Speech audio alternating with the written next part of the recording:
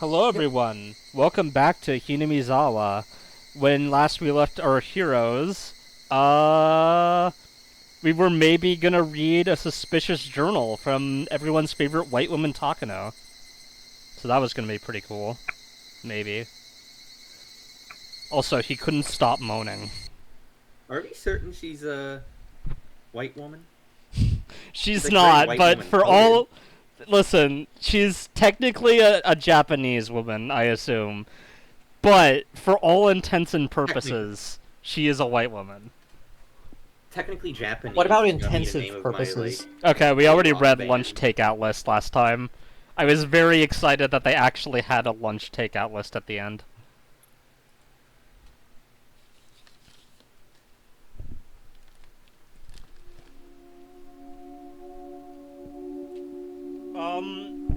Why are we opening on a notebook? You just predicted this. Go on. Yeah, you said we were going to. Oh, wait, no, wait, we are reading the thing! I'm sorry, it took me a second to register. I was just very confused because this is white text and Cage, he would never talk like this. Does Takano want to take this, maybe? Sure. She is dead About now, home- you're not gonna get many About lines. homing ability and homesickness. If you interpret homing ability in a broad sense, you can say that most animals have a homing ability. It's the same with humans. We like to sleep, rest, and eat at a place where we feel comfortable, namely our homes. Your home is to you what nests are to animals.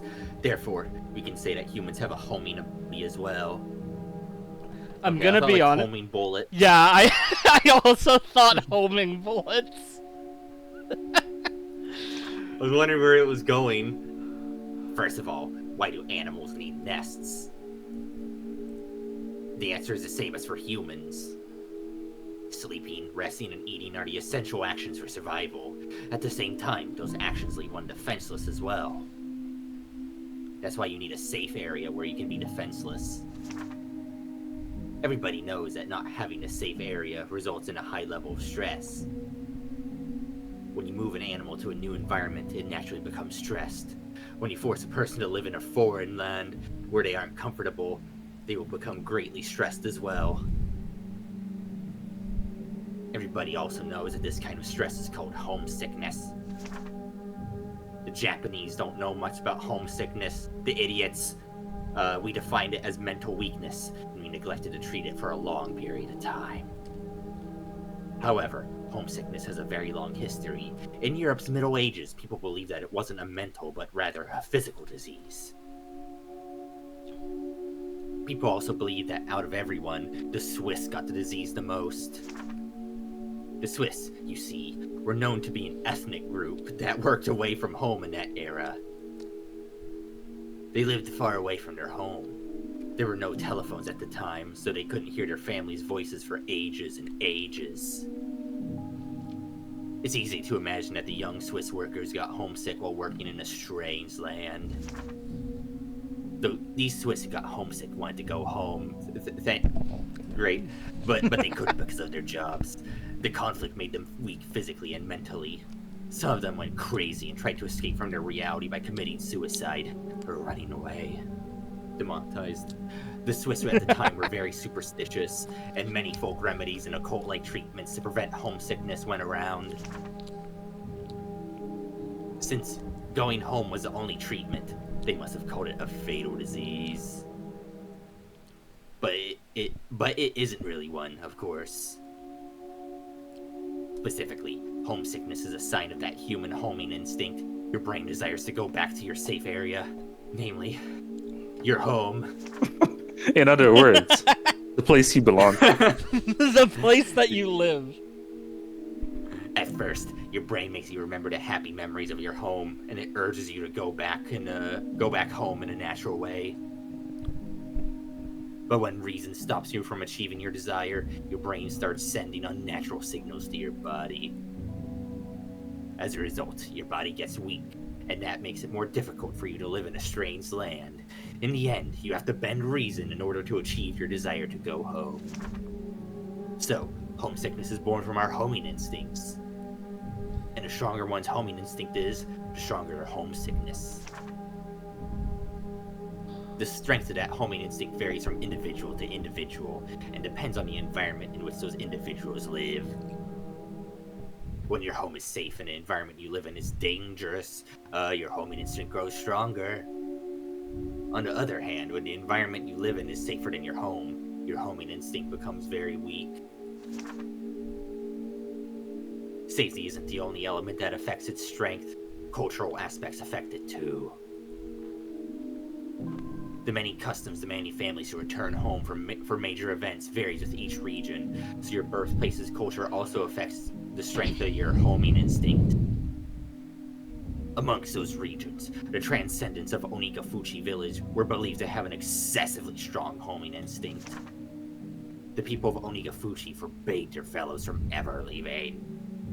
Many believe this was the effect of the elitism and sense of purity I already mentioned before. Jesus. People today still strongly believe that Oyoshiro-sama puts his curse on you if you break his rule and abandon the village. This superstition can be interpreted as homesickness. If homesickness is directly proportional to one's homing instinct, then the exaggerated expression, curse, would signify the strength of that homesickness and also their homing instinct. I can assume that they hated the outside world and created an insular society precisely because of their powerful homing ability. They play as Reimu. Unfortunately, there's no way to measure the strength of the homing ability that the primitive people of Onikafuchi had. It was so strongly forbidden to leave the village, and nobody left long enough to get homesick. Oh, Jesus. However, after the Meiji era, things changed. This is going on for so long. Well, it is her notebook. The sacredness of it's just the entire rest of the novel is just the notebook. The sacredness of Onikafuchi dwindled with the efforts of modernization. Many young people started longing for city life, and some people were forced to leave the village to get a job. As a result, villagers started venturing outside the village borders. That was when the Transcendents of Onikafuchi realized how strong their homing ability was for the first time. The residents of Hinamizawa got incredibly homesick. After a while, people started to call this homesickness the curse of Oyoshiro-sama.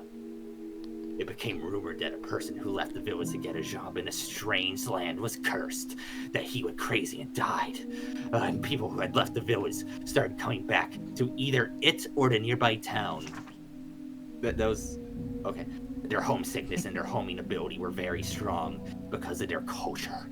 It's reasonable to think that these were cultivated by the unique religion in Hinamizawa, namely, the cult of Oyoshiro-sama. From the moment they were born, they were taught the rules of Oyoshiro-sama. They must have felt guilty about leaving the village unconsciously. I had to take a drink my throat's starting to hurt. I'm sorry, I can take it over if your throat's hurting. No, I gotta commit. Alright. As a result, they considered their homesickness to be the curse of Oyoshiro-sama.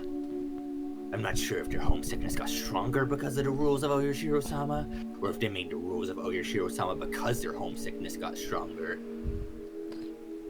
Homesickness is no longer sounding like a word. I don't know which came first. Oh. Got tired of reading such small print, and lay down on the floor on my back.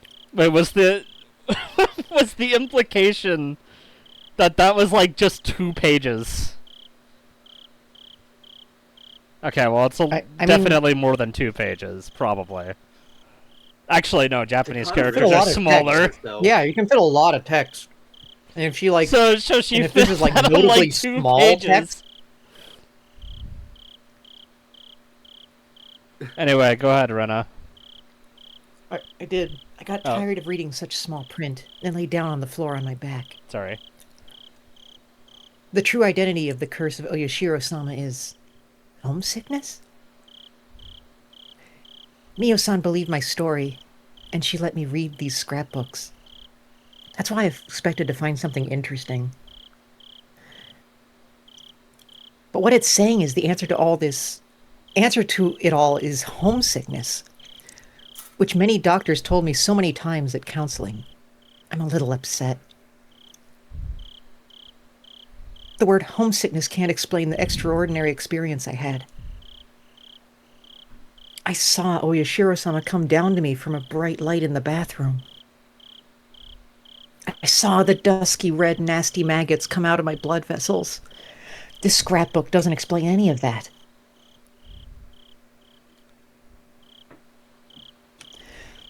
I don't understand how Mio-san was going to explain the cloud of maggots. Maybe she didn't have any explanation of that to begin with. Was it just a delusion?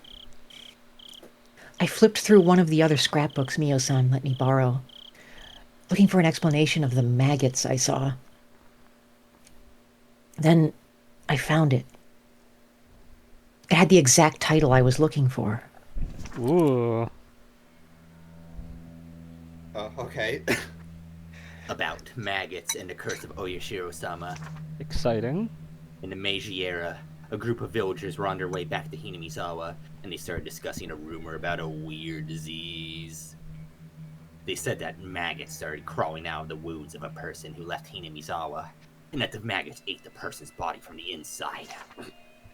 The Shinto priest at a Furude shrine at the time explained that the weird disease was a sign of the curse of Oyashiro-sama. According to tradition, the Shinto priest showed the villagers an ancient scroll, and he told them the story of the maggots that had been passed down through the ages. Well, long-lived maggots.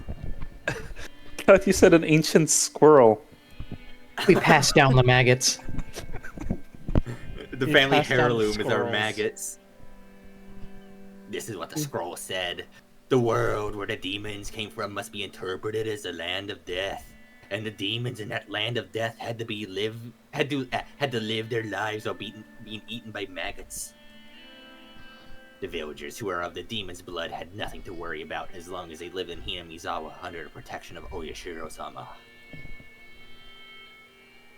But once they left Hinamizawa, abandoning that protection, the maggots that had been sleeping in the blood of the demons would start to awaken, and they'd eat their bodies from the inside out. This maggot disease scared the villagers for a while, and they asked the shrine to provide them with protective talismans whenever they had to leave the village on business. This is interesting, as it's similar to the way homesickness was dealt with by the Swiss in the Middle Ages. After the war started, the delusion of the maggot disease faded away, but they remained accustomed to send talismans to families that lived away from Hinamizawa. Ugh. The talismans had the word maggot on them. But the most interesting part about all of this is that the residents of Hinamizawa didn't know about the maggot disease until the rumor began. I thought that their unconscious worship made those people think of homesickness as a curse. So this case of the previously unknown maggot disease directly contradicted the research I had done so far. Ugh. It's natural to think that the group of people who were on their way back to the village were lost in a mass delusion because they strongly believed in the curse, and that the Shinto priest took advantage of their state of panic to instill a deeper faith in them. But I'm not fully convinced that it was merely a coincidence that this mass delusion matched with the story in this old picture scroll. I wonder if it's possible to see maggots in a wound without having the prerequisite knowledge when a person is cursed by Oyashiro-sama. I wish Oyashiro-sama would put his curse on someone I could study. I'd love to see those maggots coming out of someone. Takano would say Classic that. Takano.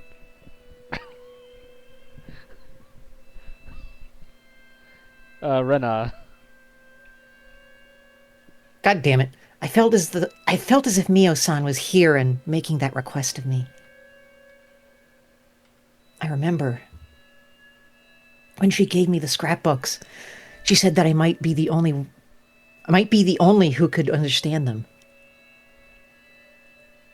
Typo. I felt good just for a moment, because I found out that the maggots weren't a delusion.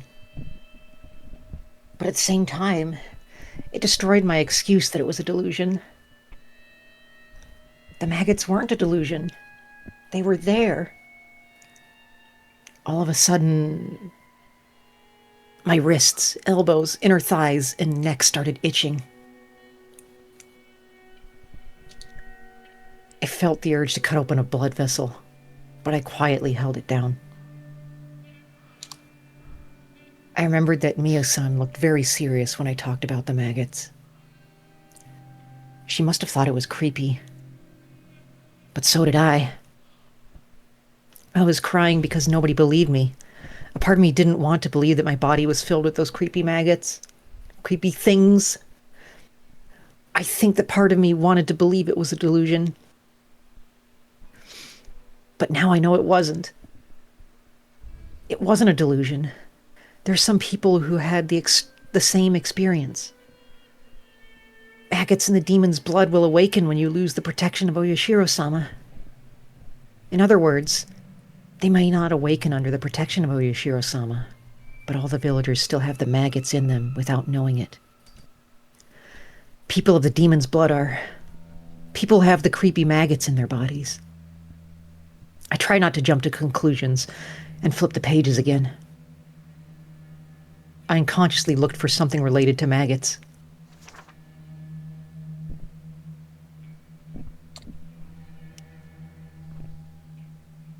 Takano again, I think. Oh, God. Sorry. About parasites and the control of the host.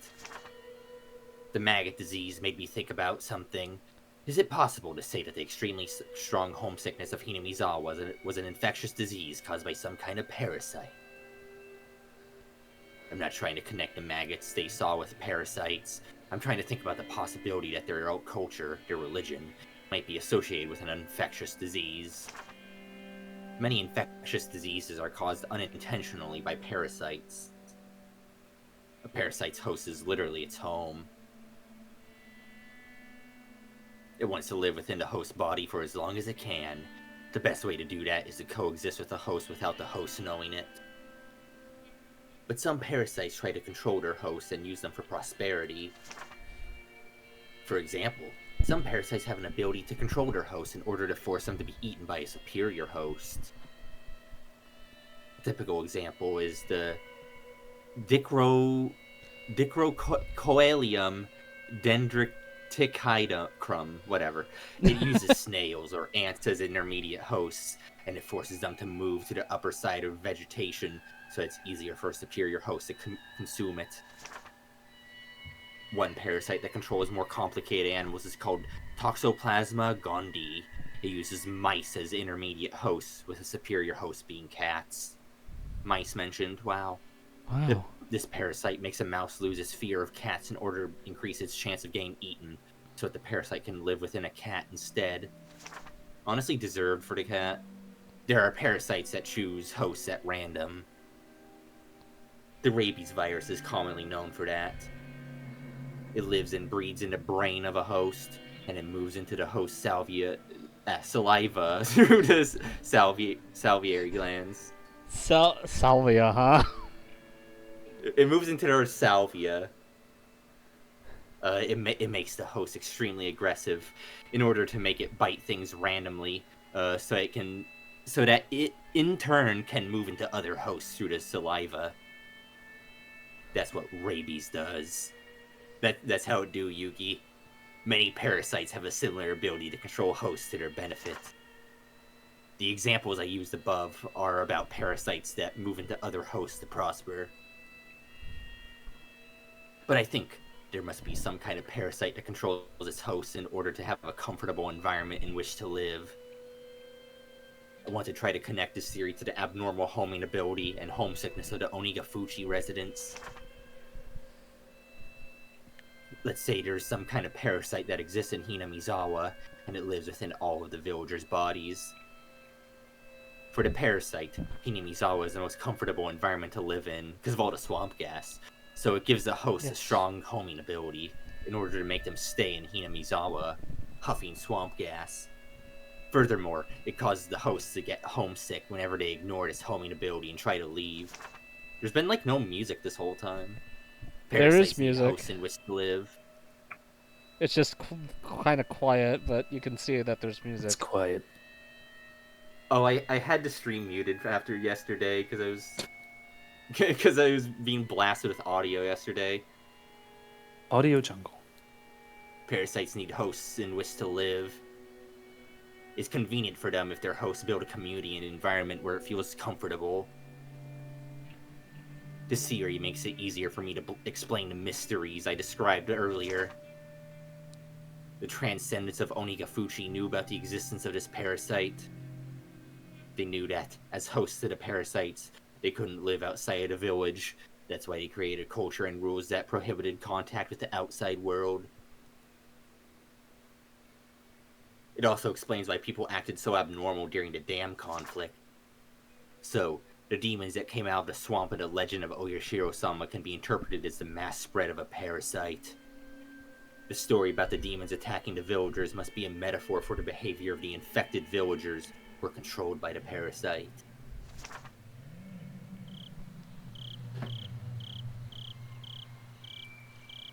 Theory is too crazy. I should have just laughed about it. Well, I just swallowed. You're swallowing maggots right now? Yeah, they were bubbling out. Yeah, they were coming out of your small- blood vessels. Yeah. Yeah, my blood vessels and my Yeah, esophagus. you need to cut them Sometimes these gotta open. come out. You need to cut both of those Yeah. open right now Yeah, to let the maggots out. yeah, they want to be free, but I felt Exactly. bad for Mio-san, who decided not to. Hinamizawa is controlled by a parasite? You could use that theory to explain how the maggots came out of me. I felt a little dizzy. I was so confused, and a part of me thought it was ridiculous, and another part of me thought it was more convincing than any curse.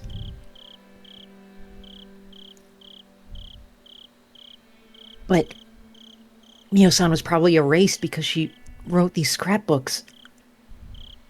If so,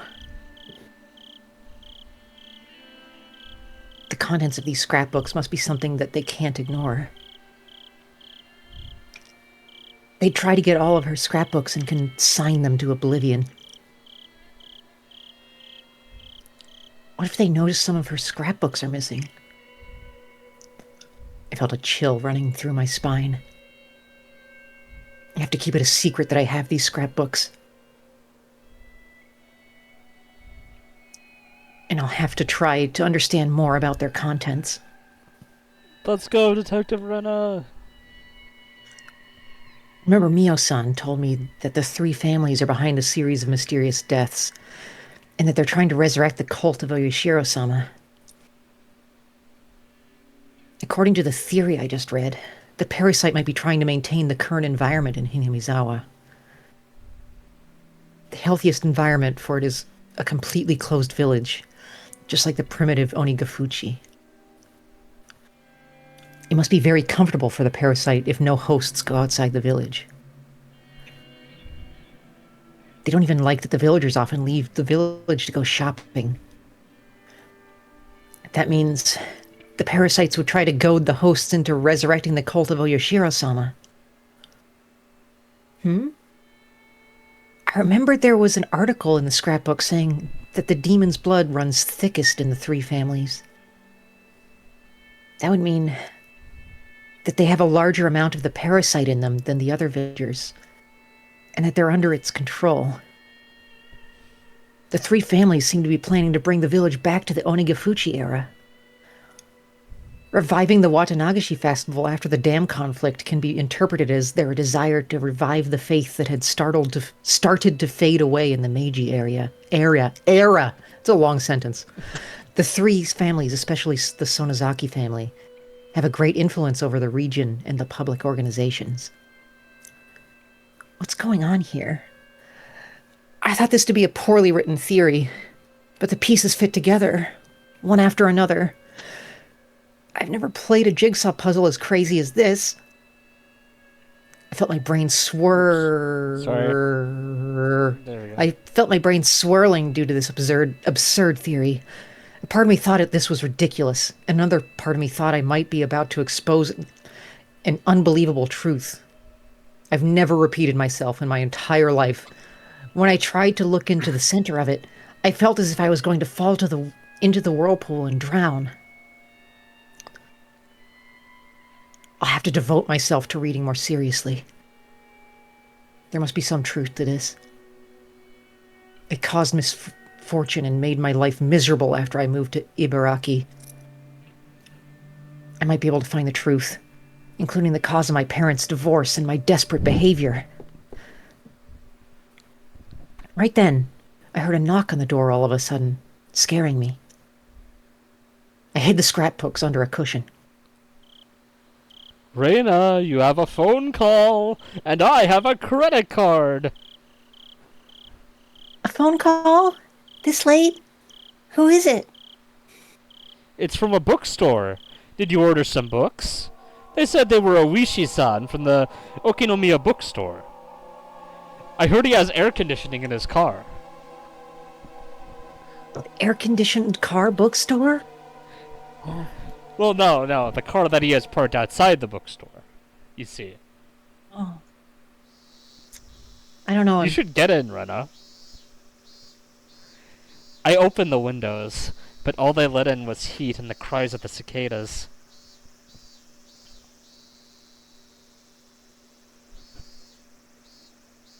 It's too hot.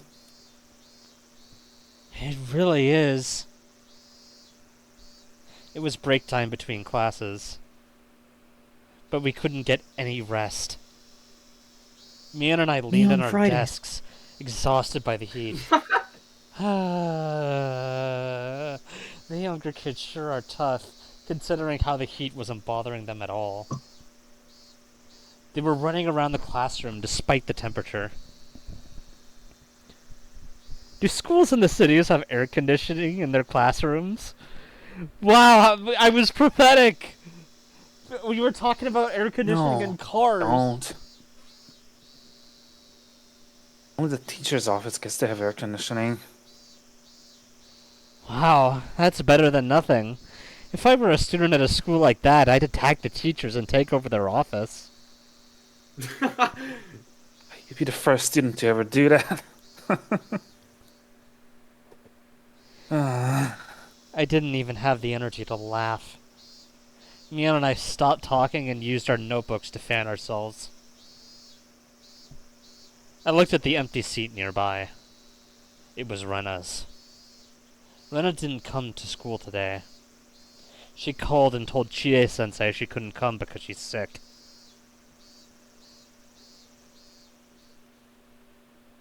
Rena seems to be feeling down these days. Yeah, she probably got tired from the heat. Do you really think that's the reason? Yeah? Why? I think it's the Maybe. It's probably both that and the summer heat. I can't even imagine how distressing it was for her to commit a murder, dismember the bodies, and get caught by her friends. We took each other's hands at that place, and we united. All of us believed that we had closed the case there and regained our peace. But was that as easy for Rena as it was for us? She must not have quite recovered yet. This old man thought she'd get over it if she played along with us. But I guess her pain ran deeper than I thought. What should we do? Cheer her up. It's best to just leave her alone, I think. Hey, are you sure about that? We're her friends, you know? Well, it's like homesickness, you know? That thing that was written about in Takano's journal for pages and pages. 2 of them. You get lonely, and you want to call home just to hear your mom's voice. But that actually makes your homesickness worse. When you're feeling lonely, the best thing to do is to devote yourself to sports or something like that for a change. I want her to do club activities with us, but she doesn't want to. I don't know about her, but people usually have a desire to depend on somebody. You want to depend on somebody who supports you and sympathizes with you. Haven't you ever experienced that feeling? When you can't stop depending on somebody when they try to cheer you up? Well, I don't know. Completely depending on someone means trying to earn even deeper sympathy from them. At that point, even though you're trying to comfort them, they just slip further and further into depression. By finding initial success through relying on someone and receiving comfort, they grow addicted to indulging in misfortune. I think Rena knows that too. That's why she wants to be alone right now. If she wanted to depend on us to get comfort from us, all she'd have to do is stay with us and cry all the time. So, how can we cheer her up?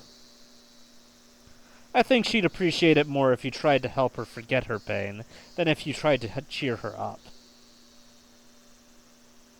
Don't comfort her and don't cheer her up. There's nothing I can do, is there? That's a golden rule for psychologists, did you know? Mental trauma can only be healed by the person who has it. If someone else helps a person out of their mental trauma, even if they succeeded, that person wouldn't be completely healed. So, all we can do now is wait until Rena heals on her own.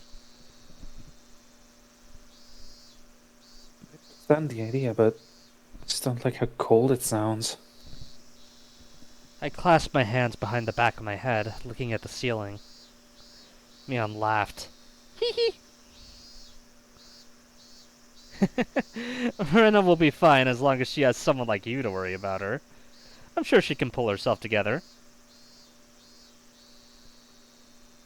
All I need to do is be close to her? I don't know about that.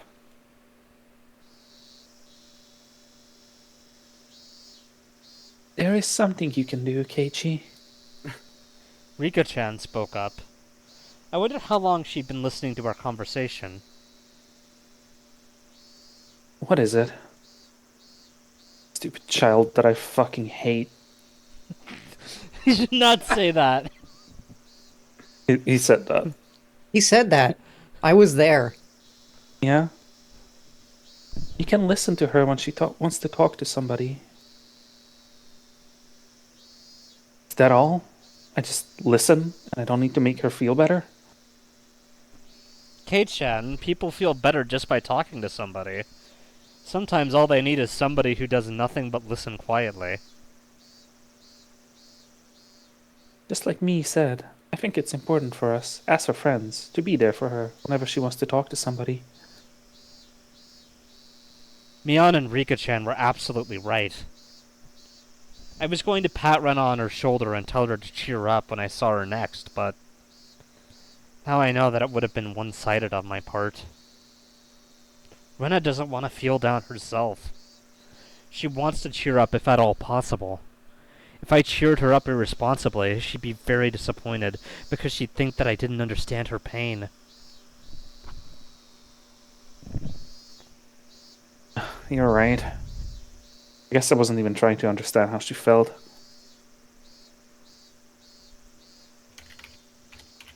I wanted to cheer her up, but now I know it's just what I want to do, not what she wants me to do. Thanks, you two. I think I finally understand. Man who does not understand. Don't never say that, Keiichi. Never say that. Please. On that day, I thought I cheered her up, but I started to doubt if I had reached her heart. I might have just been dragging her someplace where I wanted her to go. I wasn't on her side in the real sense of the term. All of a sudden, Rika-chan patted my head. Don't worry. We all know that you're on her side. Did...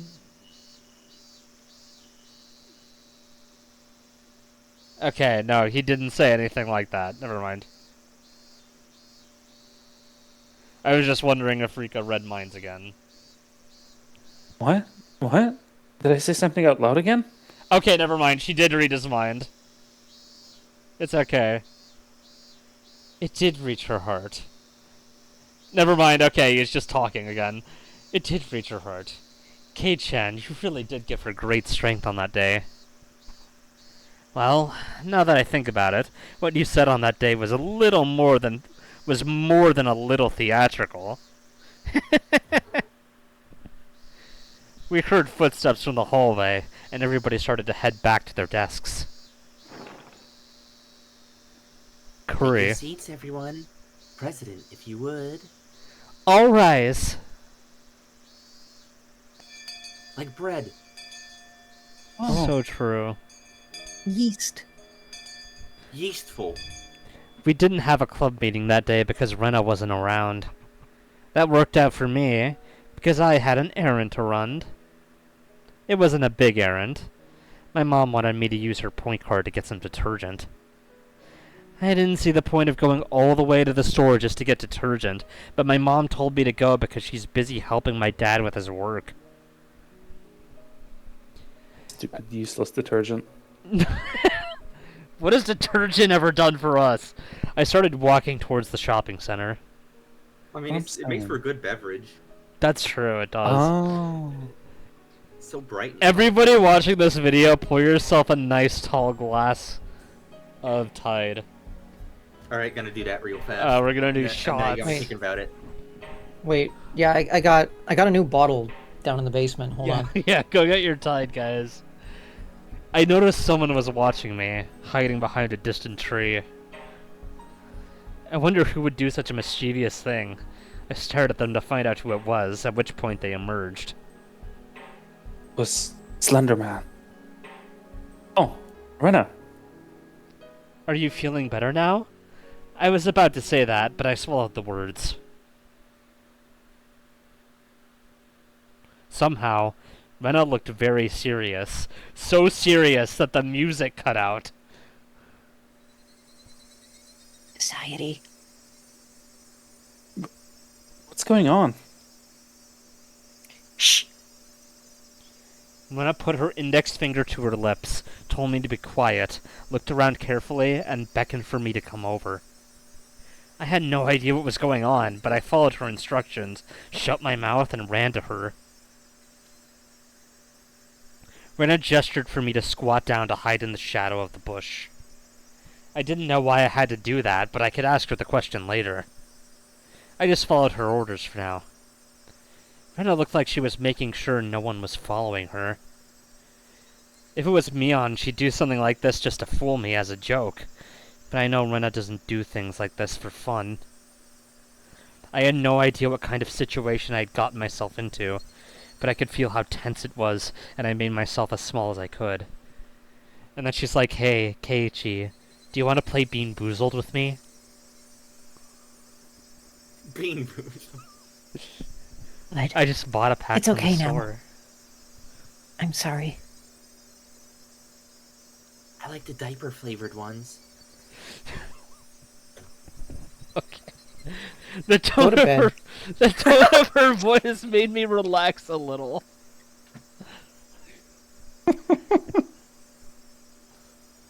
Ew. What's going on? Oh boy. I think someone has been following me.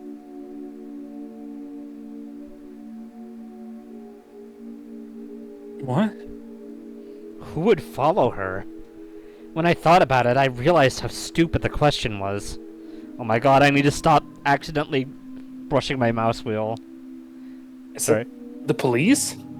Rina Mamiya and Tepe Hojo. 2 people disappeared. Even though they were awful human beings, the police had to investigate if they found out they'd gone missing. It probably wouldn't be difficult to find out that Rina had often been to Rena's house. But it should be okay. As long as they didn't find those bags, it should be okay. I don't know if it's the police or not, but I feel like someone has been watching me since the night of Watanagashi. What do you mean? Once I asked that question, Rena stared directly at me with a blank expression. Her eyes looked as though they were evaluating me. She stared at me as if she was assessing whether I was worth talking to about something very important. Oh my god, I almost said Rena. Rena squeezed her own wrist tightly and then started talking in a whisper. Yeah, Rena's barely appeared throughout this, but Rena, she's been such Yeah, a Rena's, common like- character throughout all these chapters. Yeah. Fan favorite recurring character. They just introduced Rena for this chapter. It's crazy. Mhm. Yeah, it's pretty crazy. I can tell you what's going on. But can you keep it a secret? No, of course I can. Yeah, of course I No. can. If you want me to keep it a secret, I won't tell anybody. Except like Mion, probably Rika. There's that fat policeman. No, but you Oh, hate fuck Rika, him. though. You hate Rika. You've always Yeah, hated there's also Rika. the guy I play baseball with every now and then. I'll probably tell him. There's the like first graders in our class, if you know him. You know, Yeah, like really fat Tomato guy. Kun and Yeah. Mustard Kun. Yeah. Yeah. What are their names? I might tell them. Tomita and Tomitake comes Okamura. back, I might tell him. Okay. I trust you. She smiled. After all that. Okay, anyway. Riz. Just as a reminder, she's trusting him with the secret that she's about to tell us. She smiled and looked around one more time. They might be looking for Mio-san's scrapbooks. Mio-san. Oh, the nurse, Takano-san. What about her scrapbooks? The police are keeping the investigation under wraps, so I'm sure you don't know. Mio Takano-san was murdered. What? When? She told me to be quiet again. I lowered Shut my the fuck up! Stop voice talking, and let be her quiet continue. for several days. On the night of Watanagashi. We met Mio-san and Tomitake-san, didn't we? They were attacked right after that. Tomitake-san was cursed by Oyashiro-sama. He clawed out his throat and died. Mio-san was burned to death in the mountains of the Gifu prefecture. Is that true? I mean, nobody has told me about that. Is Bainlin really dead? Rock, is this true? I know. That's because the police haven't disclosed their investigation. These cases make the fifth of a series of mysterious deaths. So the police have decided not to go public yet. I see. I understand why the police are keeping quiet about it. But then, where did you hear this? Can you keep it a secret? I've been in contact with Uishi-san. He's a detective from the Okinomiya Police Department. He told me about the case. What? Why did he tell you? I don't know.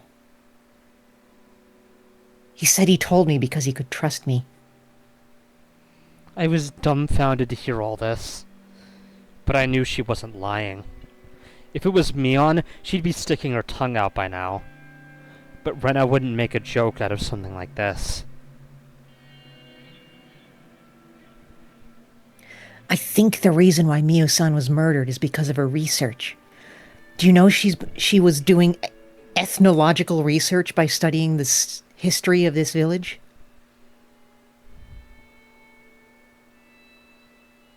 I've heard something along those lines.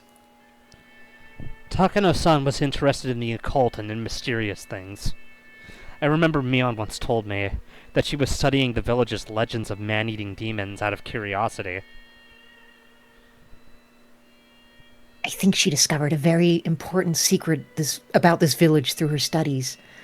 Or maybe she wasn't even close to the truth, but they thought she was. Wait a second. What's the secret of this village that you're talking about? I just read a few of her scrapbooks, but those were the ones she was handling with extra caution. So I think they were pretty important things written in them.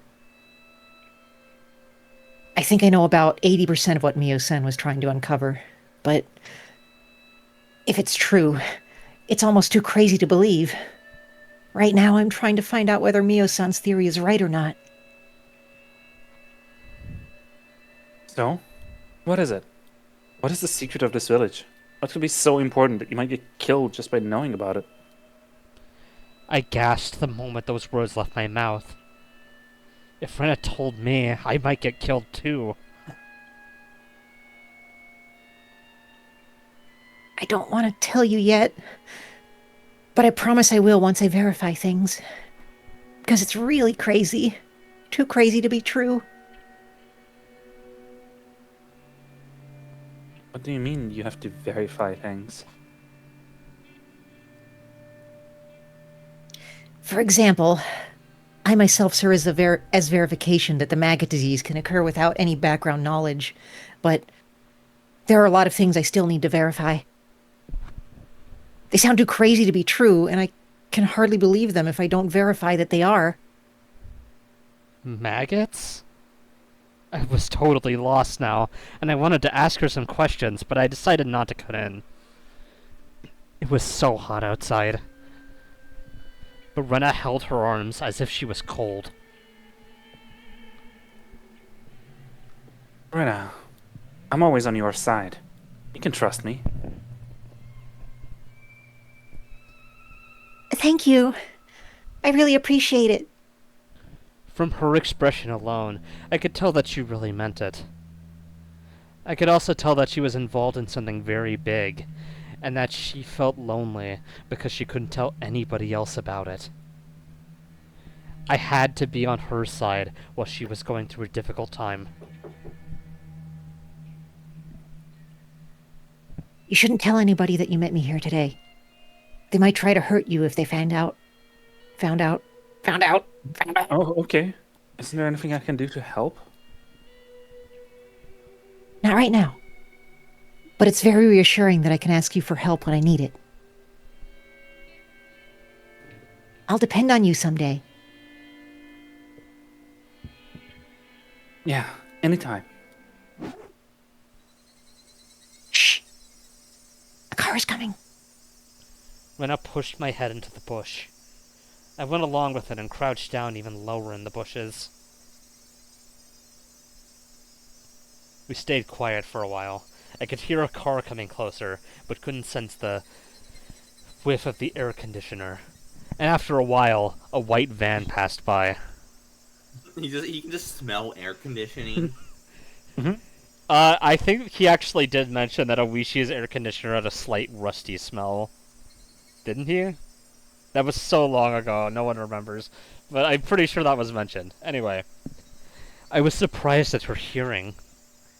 She heard the car coming when it was still far off in the distance.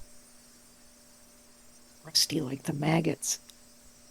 Did you see its license plate number? What? No, I'm sorry. I didn't. I couldn't either. But I think it's the same car I saw earlier.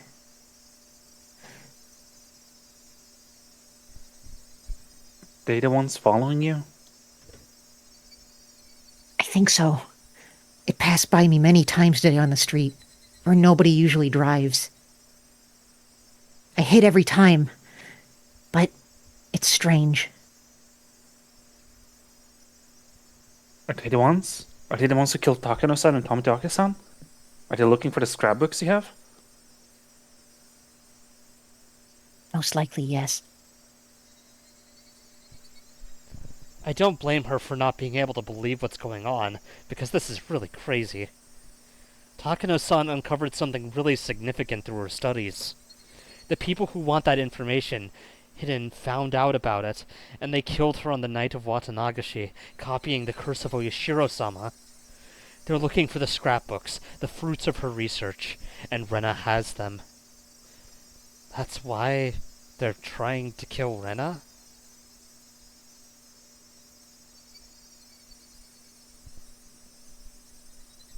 What about your house?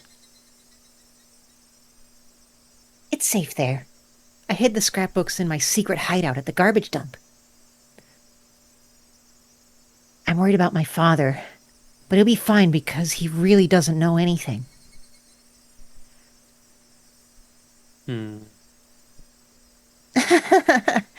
It's written on your face, Keiichi-kun. It says, I can't believe it because it sounds too crazy to be true. Am I right? I wanted to deny it, but I felt bad to lie. I remained silent in the affirmative. Well, that's a normal reaction. I couldn't believe any of it when I couldn't believe any of it when I read the first scrapbook. I finally started seeing the connections after reading all of them. I'm sorry. I do want to help you. I just don't know how. I don't see the whole picture of what's going on. If I tell you, it might put you in danger. You're already in danger, right? I don't mind. Don't worry about me. Okay. I'll tell you then. It's probably the 3 families who killed Mio-san and Tomitake-san. To be more specific, it's the Sonozaki family. Michan's family. Why? Oh, this is a new track. The track. Yeah, I like this already. You know about the series of mysterious deaths, right?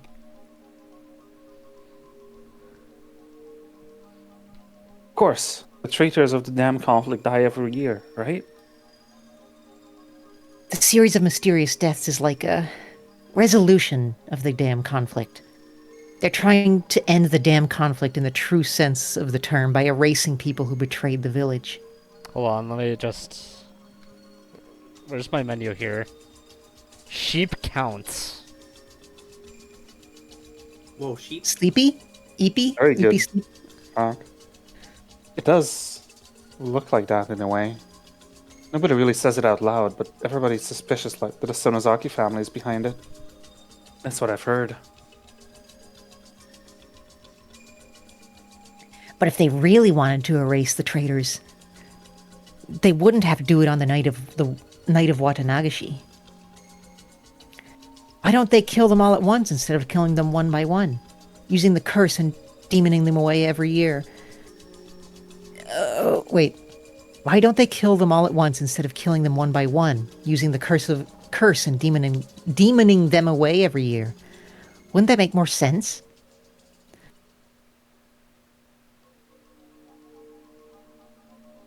I've never heard the words demoning away before, but Rena clearly thought they have some kind of creepy, significant meaning, so I decided not to cut in.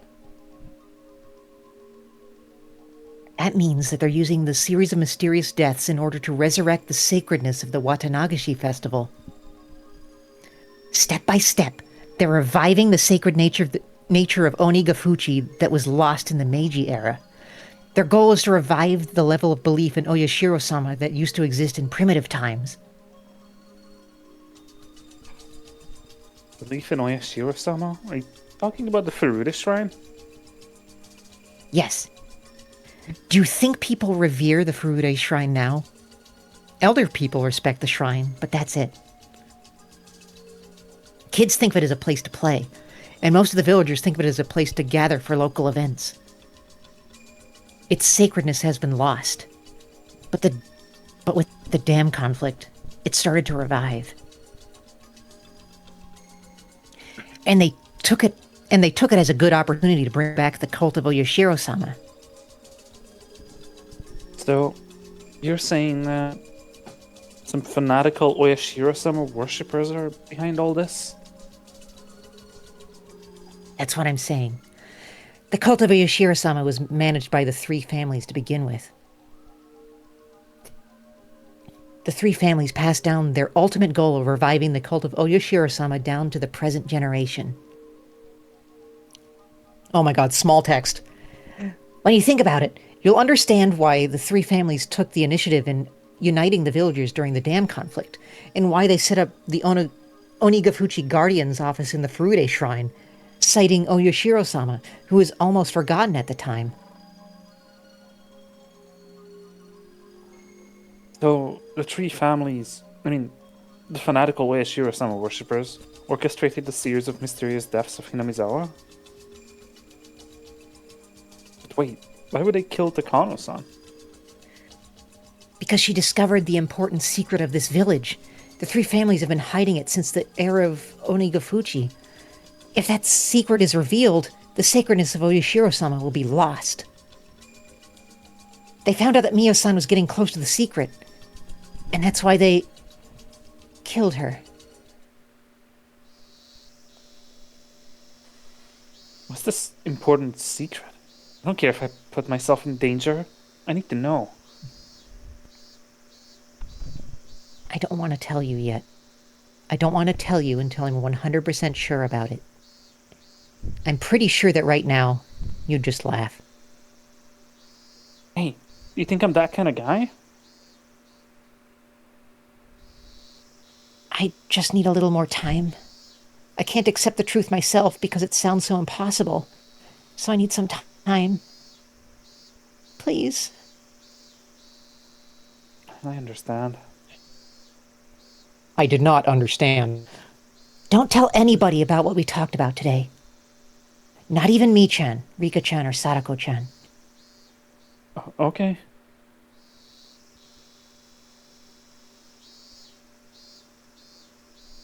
Well, you should go now. I'll take a look around for a while before I go home. You can't be too careful anymore. Rena ducked low in the bushes and moved away while doing the worm. I was left alone there. Boing. Boing. The cries of the cicadas surrounded me, making it seem as if I was alone there the whole time. I started walking, still dumbfounded. In the end, Rena didn't tell me the secret because she was afraid of putting me in danger.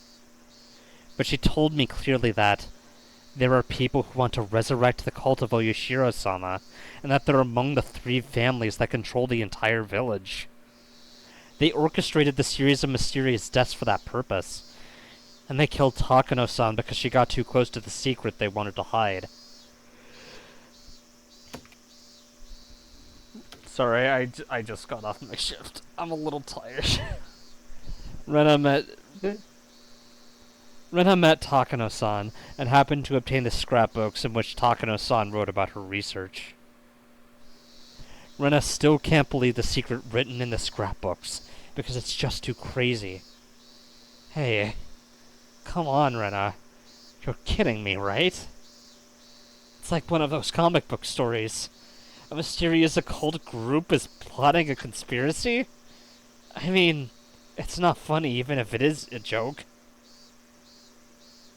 But Rena is right about one thing. Even if this is true, it's really hard to believe. I understand why Rena wanted to wait to tell me in secret. Or to tell me the secret, not in secret. Maybe she was just fooled by Takano-san.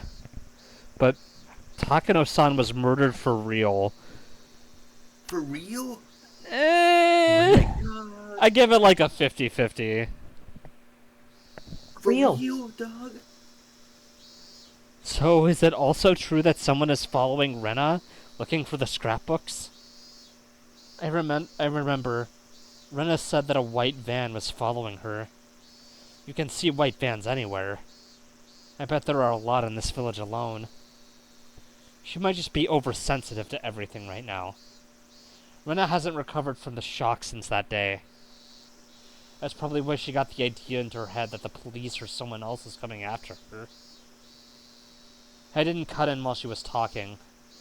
I think I did the right thing. If I had said that it was ridiculous or something to her face, Rena wouldn't have ever trusted me again. At that point, however, I gasped. A white van was parked on the side of the street. I wasn't sure if this was the same car that passed by earlier, since I didn't see the plate number. But the number of people in the car and the ambience of it was similar to the one earlier. And there's one other thing that looked suspicious about it. There was no reason to park here. It was on a small road in the middle of the woods. There's nothing around here. No traffic lights, no vending machines, and no public phones. I probably wouldn't notice them under ordinary circumstances, but I felt something was wrong. And once I noticed how odd it was definitely suspicious. There were 4 men in work uniforms in the white van. The driver was smoking a cigarette, but the other men were just sitting there doing nothing. If they wanted to take a break or have a smoke, they could have chosen a better place than here.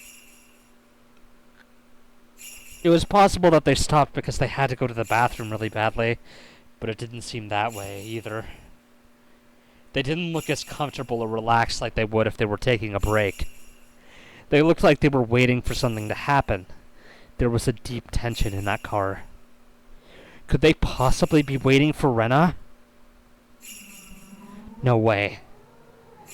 I didn't see anybody walking around here. This road is a back road.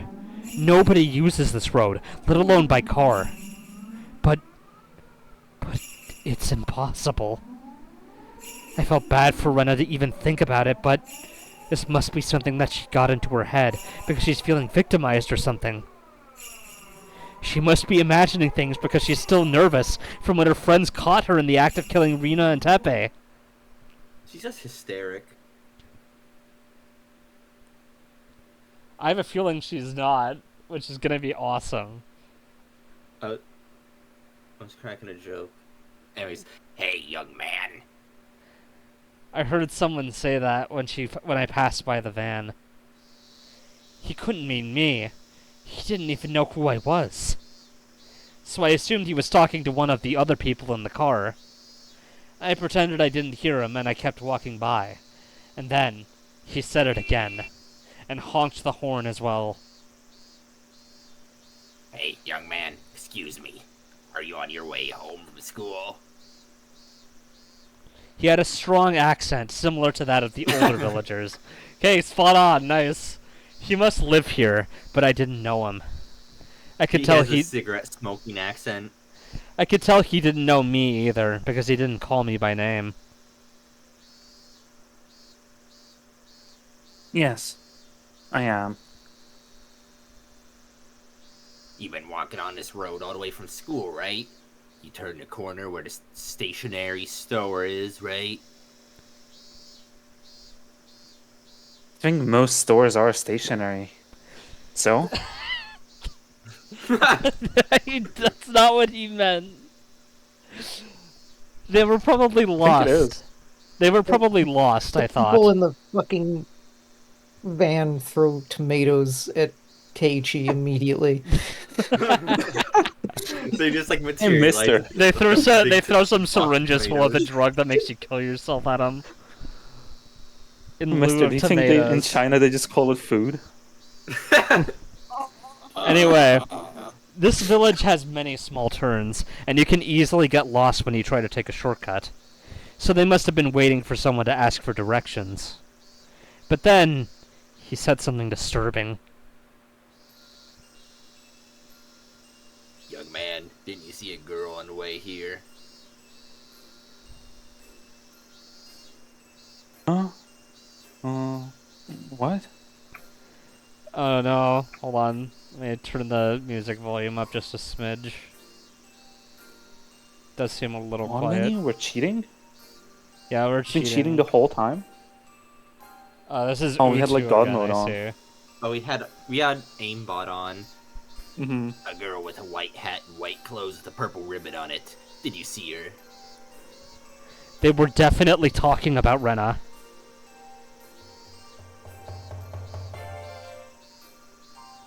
No, I didn't. Amazing liar, Keiichi. I wasn't ready to hear them ask that. Rather, I was scared. That's why my voice got all shaky. Up until that point, I couldn't believe Rena's story. I thought it was ridiculous. I actually laughed, if only to myself. That's why I wasn't ready at all. My heart was beating fast, and I was sweating all over. I immediately answered, no I didn't, but... It might have sounded like an obvious lie. The driver stared into my Light eyes. possibility. He looked like he was trying to figure out if I was lying or not, and my legs started to shake. I felt like a frog under the glare of a snake, and I couldn't move a muscle for a while. But I think the same went for those men, too. They were clearly a suspicious group, and they had just asked a villager about a girl out of the blue. Anybody would get suspicious. And I was right. The man broke the ice and started making excuses before I even asked him why he wanted to know about the girl. Well, I was asking for no particular reason. We just passed by a girl earlier, but you're a boy. So, we're just wondering. Yeah, totally, dude. Oh. Okay. That's even creepier than I thought. Please, forget. So, sorry for the trouble, young man. We're off. That cough was canon. The man started the engine and drove away. He's hacking up his lungs as he talks. After they left and his lungs left his body, I saw nothing. That's right. Nothing. There was no reason why they had to park here. So, were they really waiting for Rena? The cough was the withdrawal symptoms kicking in. He needed another cigarette right now. Conversation like- was dragging on. Yeah, far it too was long. like maybe a 20-second conversation. He was getting the Unbearable. shakes. Lunch Takeout List got a sequel! No way! Let's go! Oh my god, after all these years, Lunch Takeout List 2. This achievement is called Mystery Machine. Be drawn deeper into the conspiracy. Anyway, Lunch Takeout List 2! The sequel to the best tip ever! Let's go! Alright, who wants hospital person? Furthermore, it's important that we closely monitor her father. Since he has also suffered mental shock from the divorce and has been trying hard to take care of the patient, there's a strong possibility that he may develop an induced delusional disorder. As the first step of mental care, one should listen to the patient's story carefully without denying it. That's the most basic of basics. However, when the patient and the listener are related, it's easy for the listener to become deeply influenced by the patient's delusions. Additionally, delusional parasitosis is widely known to make people highly impressionable, and the influence sometimes can spread throughout a whole community. Therefore, even if several people claim to acquire a parasitic infection, it doesn't necessarily prove the existence of a parasite. Some of the phone calls to the healthcare centers for the extermination of pests are nothing but a mass delusion. Since the subject matter of the delusion in this case is extremely rabid, patients might harm or even kill each other in abnormal ways, believing this to be the treatment for the disease. They might also give up hope and commit suicide together. What? Together, the worst case. Ah. Is This your influential cat jump delusional on you? disorder. He's taking ship damage, oh no. Ever since I rearranged my desk, he's figured he can just push shit off the edge of the desk. Me when I'm Friday. taking poison damage. So real. This influential delusional disorder, otherwise known as shared psychotic disorder, shows a particularly strong possibility of influencing close companions. Anyone who is going to contact the patients must be made to understand that the patients are under medical treatment and must be warned not to be influenced by the patient's delusions. Individuals who are likely to be influenced are the patient's family members, people who care deeply about the patients, such as boyfriends or girlfriends. Oh boy. Where's the lunch? I was What's the promised fucking lunch! What are we I gonna was eat? promised Bullshit. lunch! What the fuck? What do I eat? I don't know what to eat. Worst tip I'm ever! gonna starve. Worst sequel ever! Damn. Boo! Where's my lunch Yeah, the takeout second part of the list? trilogy is always terrible. Boo! Okay, well, that That's means we're how gonna it get is. a It's lunch like the takeout Star 3 Wars later, and it's prequels. gonna be awesome. It's just like Star Wars prequels. Stars were. I should apologize, Rena. I don't think I believed you. I'm really sorry about that. Okay, Keiji-kun. I'm just glad we didn't get caught. Who are they? Are they the pawns of those religious fanatics who are trying to revive the cult of Oya Shirasummer? I think they don't realize that they're pawns, but I'm sure the masterminds are using them as such. They must be the ones who've been pulling strings behind the scenes ever since the dam conflict. I heard that people working for the Sonozaki family did something similar during the dam conflict itself.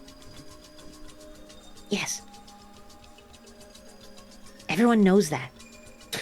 Everyone knows it. Everyone knows this. Everyone hates him.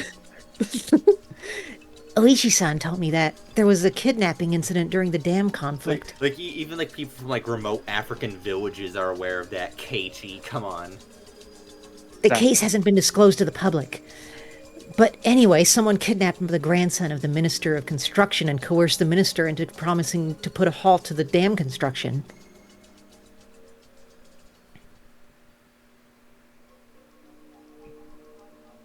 The grandson of the minister was kidnapped? Hey, I never heard about that before. The minister submitted to their demands and they made a deal behind the scenes. This is why the incident never went public. Oishi-san only knows about it because he was in charge of the case. Okay, and? According to Oishi-san, between kidnapping the minister's grandson and blackmailing him, their tactics were frighteningly advanced. The police know what the Sonozaki family... Okay, the police know that the Sonozaki family gave orders to the kidnappers, but the case still remains unsolved. At that time, the head of the Sonozaki family, Oryo, had announced a plan to fight against the dam project by force. She even formed a special attack corps during the Yakuza group, using the Yakuza group that's under the Sonozaki family's command.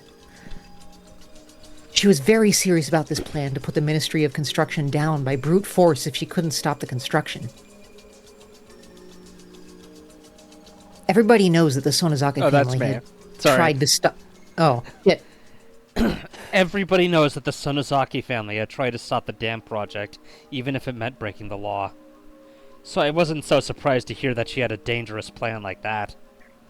Actually, I wouldn't be surprised if it was Mion who came up with the idea. The plan just sounded like her. Or the plan sounded just like her. In the end, the plan ended up as nothing more than that. But the Special Attack Corps actually did undergo training. And very high-level training at that. Uishi had uncovered the information right after the dam conflict ended. At the time, Oryo even said that if the village was going to be submerged, all members of the Onigafuchi Guardians would choose to stay in their houses and drown. So because Oryo was behind those things, I couldn't just laugh off the idea of an armed assault on the Ministry of Construction. According to the information Oishi sees, she planned a suicide mission as a last resort when the dam conflict started to heat up, in case the resistance wasn't successful. She had actually obtained weapons and put people through training for the sake of that plan. The Special Attack Corps were flown to America, having received a huge amount of money from Oryo for the operation. In the southern desert of the United States, some retired military soldiers gave them highly professional training. Oh my god, Mr. Seagal? So, oh my god, they're trained by the Central City! No, those school was in Japan, wasn't it? So there's no way it could be Seagal's he has the Aikido dojo No. in Japan, but in the American Southwest, he Host, you don't He understand. trains. They call Seagal Mr. International because he's every race, every ethnicity, from every country. I mean, that's he's just also true. been True? Every special forces. Oh my corps god, ever made. he's just like Kakachiya. Yeah. Wow. That's crazy. Mhm. I Okay. don't know what you're referencing. So it's a Anyway, bad reference. while the plan was never carried out, the Special Attack Corps became a death squad under the direct control of Oryo after they came back from America. They were involved in many unsolved terrorist incidents, and they succeeded in kidnapping the grandson of the minister as well.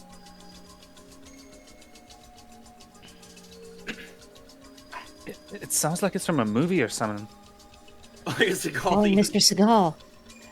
Do you remember how Mi-chan said that she could do anything from flying helicopters to using wireless radios? It's actually all true. It seems like Mi-chan joined in their training.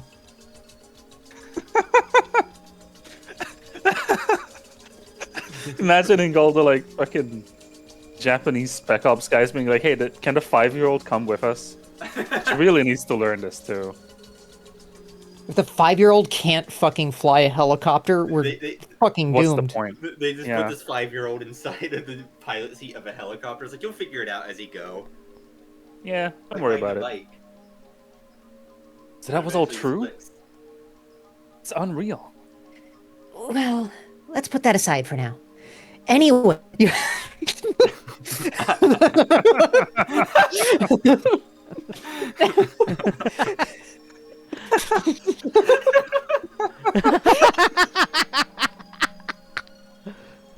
But that was all true?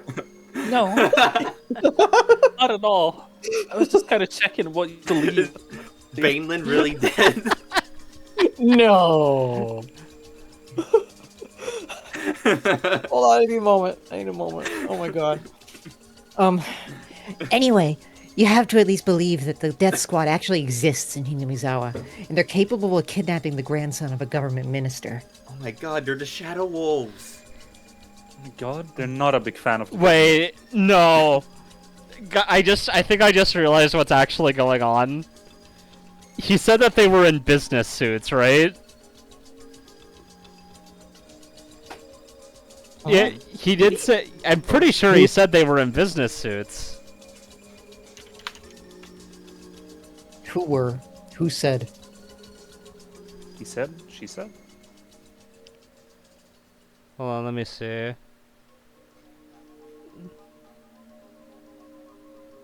It was somewhere up I don't here. think they mentioned. No, they did.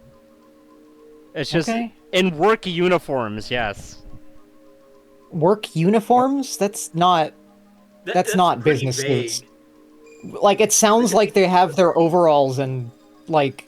Yeah, I was Maybe. imagining, like, Yeah. Yeah, I imagine blue collar from work uniform. Okay, well, I was just You gonna don't have a say. uniform when you're a businessman. I Like, was you're just gonna say, big. if there's an innocent explanation to this, the whole thing of, hey, Kasai, let's meet up so that I can give you something you dropped thread hasn't been resolved, is what I was going to say. So maybe that was Kasai? Question mark? Anyway, Where I am didn't take a close look at They're the 4 men in the van today. Okay.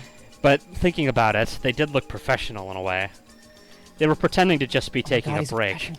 but I could tell they were tense the whole time.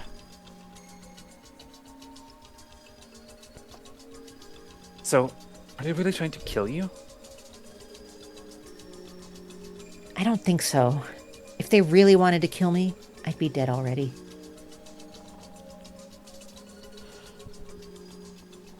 So, what do they want? Are they after Takano-san's scrapbooks? Ah. Like you saw yourself, the group is very cautious.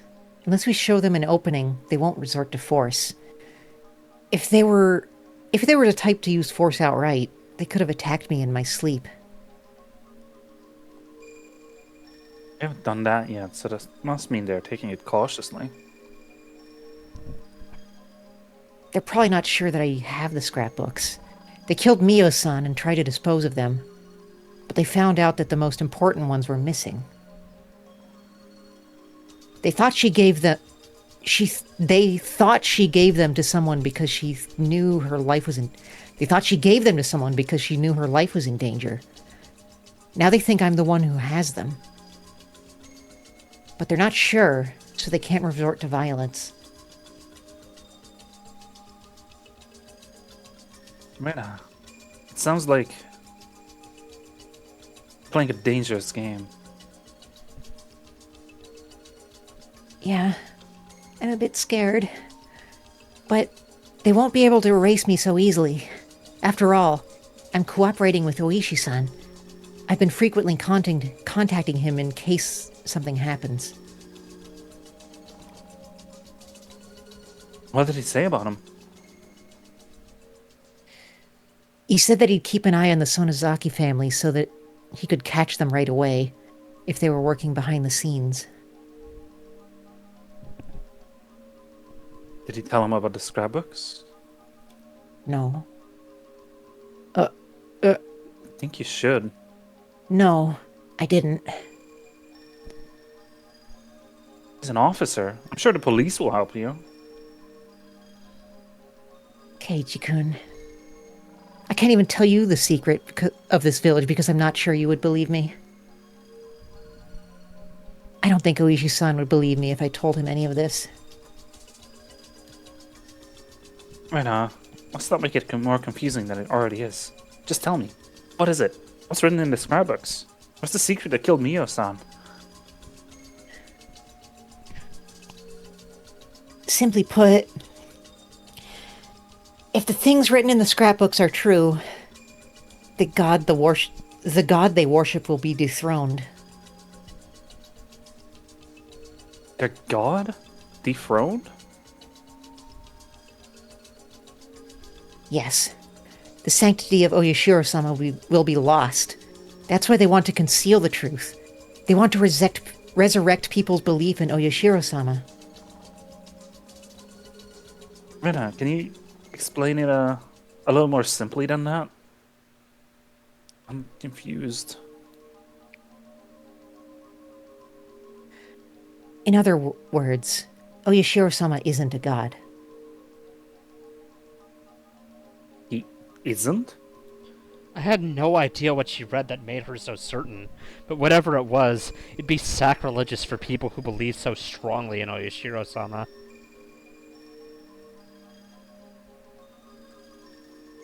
There are many teachings of Oyashiro-sama, but the essence is as follows. Don't leave the village, and don't let anybody into the village. One could even say the rest of his teachings were developed to maintain those two fundamentals. It really wasn't until later on that they added aspects like love your neighbor, or viewing him as a god, or of marriage and domestic prosperity. In other words, Oyashiro-sama existed solely to stop the villagers from going outside the village. Oyashiro-sama doesn't bless the villagers or protect them from disasters. The people believe that Oyashiro-sama does all that for them, but the truth is that the people abused his name for that purpose, generation after generation, and nothing more than that. Why did Oyashiro-sama descend in the first place? Because demons came out of Onigafuchi's swamp and attacked people. In fact, that was the wrong interpretation. Demons didn't come out of the swamp and attack people. People became demons and attacked others when they were possessed by whatever came out of the swamp. Whatever came out of the swamp? What do you mean by that? Whatever came out of the swamp possessed people, crawled into their blood, controlled them, and turned them into demons. People had no resistance against whatever it was that came out of the swamp. They became demons, attacked the other villagers, and turned them into demons as well. I don't know, I still like my theory that the demons is the swamp gas. That's right. It was a weird infectious disease that broke out from the swamp. It made the infected people go out of control. The villagers saw this disaster and explained it like so. Evil demons came out from the bottom of the swamp, possessed people, and turned them into demons as well. That is the truth of the story of the demons that came out of Onigafuchi's swamp.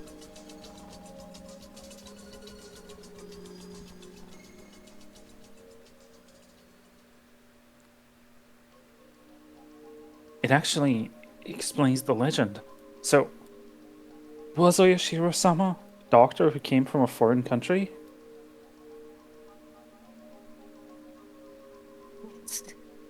That's not exactly correct, but he was something like that. He came to Onigafuchi, and he treated the infectious disease. but he couldn't cure it for good. All his treatment could do was reduce the symptoms of the infection. Villagers could have their symptoms suppressed, but there was no way to kill the parasites that had infested them. After a while, the village was divided into two groups. One group was made up of the people who were already infected, and the other consisted of the people who weren't. Without a cure for the disease, the uninfected looked down on the people who could only suppress their violent symptoms. They even talked about drowning them in the swamp. But they knew killing the infected people wouldn't solve the problem. The parasites came out of their water sources, including Onigafuchi's swamp. They couldn't fill them all in. If they did that, they would lose access to the drinking water. They could have chosen to leave the village, but that was hard for them, for that was the location of their ancestors' graves. Under the power of Oyashiro-sama, infected people could live without showing symptoms. So both those who were infected and those who weren't decided to live together equally and to coexist with the parasite. Oyashiro-sama was impressed by the villagers' decision. He decided to stay there and continue to treat them.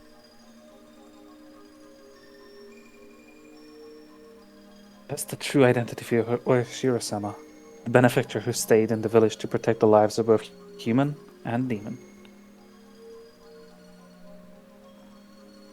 Right.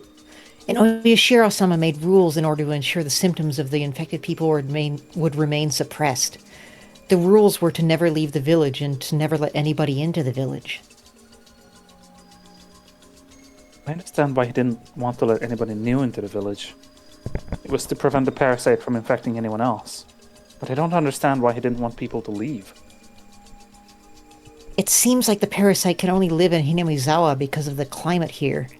It causes an outbreak of the symptoms in order to prevent the hosts from leaving the village when they try.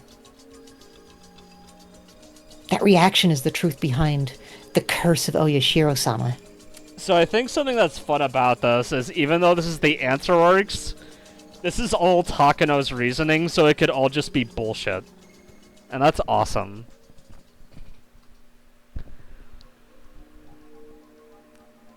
Well, I feel like they gotta reveal something concretely pretty soon, but anyway. The strongest symptoms of the infectious disease were violence and delirium. The infected people acted just like demons, and the impact of seeing them in the throes of the disease was strong enough to make others describe them as such. They couldn't even let people leave who had just come into the village. If they had left after being infected, they might go crazy in a faraway land, turn into a vicious demon, and cause a disaster. Infected people were never allowed to leave. When an infected person left the village, they brought him back by any means necessary. That was what it really meant to be demoned away.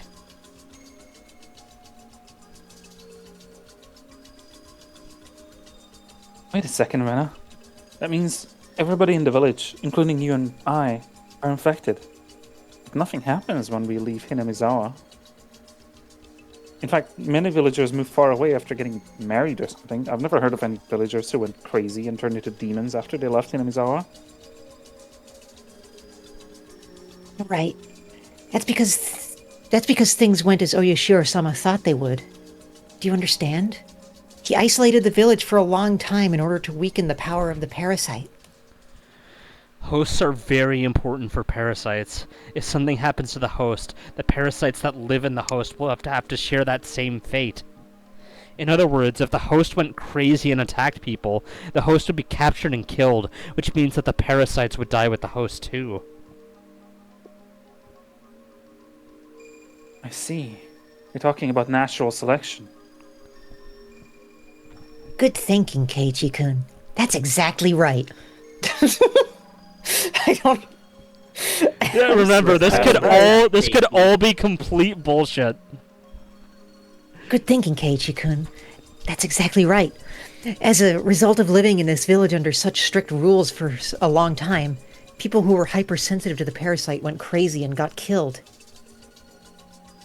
The strong parasites that made the infected people go crazy were also killed off due to the host's violent behaviors.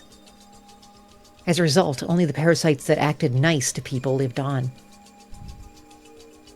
And that's the explanation behind the mix of human and demon blood that's written in the legend of Oyashiro-sama. Good thinking, Keiichi-kun. It really goes in the square hole. That's right.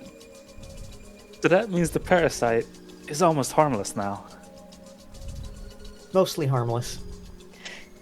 Yes. Well, you know. According to Mio-san's scrapbooks, there were actually many people who are infected by harmless parasites. It depends on the local food culture. For example, about 80% of the people who live in a country where meat is a staple food are infected by parasites. But because the parasites coexist with humans without doing any harm to them, nobody notices them, treats them, or tries to get rid of them. I see. In olden times, Watanagashi was called Harawata Nagashi, Harawata meaning guts. It's said that the people back then used to eat the guts of infected people who went crazy. Infected people who went crazy. It sounds awful, but it was something they had to do. Eating the infected people? Are you talking about a vaccine?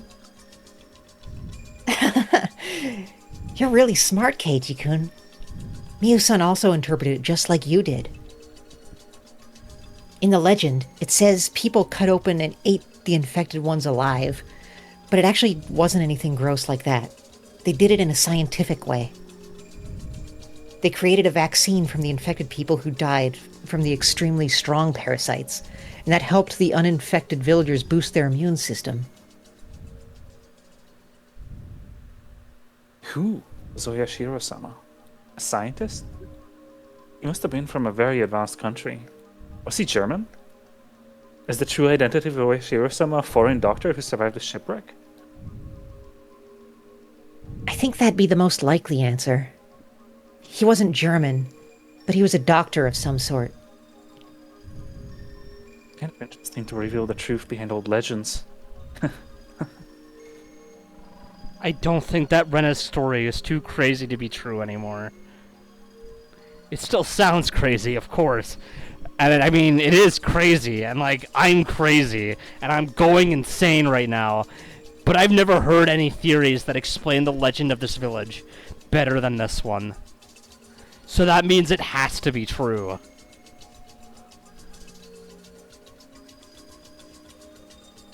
I'm infected by the parasite too, right? I feel itchy all over now. Person is like a universe. We have countless numbers of bacteria in our bodies. Some of those bacteria are essential to us staying alive. Oh, like bacteria in yogurt, right? I see. Not everything is like yogurt, Keiichi. Okay, to be fair, the first thing I thought of was yogurt as well. Keiichi, have you heard of what yogurt does to mice? No. What does it do to mice? Makes them slimmer, sexier. Makes them slimmer and sexier. Oh. This is also what Mio-san wrote in her scrapbook about the slim, sexy mice. You know Did termites, Mio-san right? have- Oops. They eat wood, but they actually can't digest it themselves. They have unique bacteria that decomposes the wood fibers. As a result, termites can absorb what they eat. That's just one example of a species coexisting with parasites. Say, I Rena, didn't kn- Were there any sketches of these sexy mice in Neo-san's scrapbook? No, I don't Can you think show so. me? Oh. The margins are filled with sexy mice. Anyway, Oh. I didn't know that the margins were filled. I didn't know that. When I hear the word parasites, I feel creeped out almost instinctively. But now I know some of them aren't so bad for us. Like the one that makes you kill yourself. So, The weird infectious disease that broke out from Onigafuchi Swamp has been exterminated by now. Well, I shouldn't say exterminated. I should say it's harmless now. I thought it was a crazy story at first. I feel like I just saw the trick behind some kind of crazy kind of magic. It's interesting. Someone should read a visual novel, write a visual novel about this. So true. It is to us. But for the cult of Oyashiro-sama, this must be a very annoying theory. Of course. If Takano-san's theory is correct, Oyashiro-sama isn't a god. And the punishment by that god, namely the curse of Oyashiro-sama that people have been so afraid of, will turn out to have just been the symptoms of an infectious disease. I see. That's what dethroning God would mean. So, if the pathogen of this infectious disease was identified and announced to the public, the power of Oyashiro-sama would be completely lost.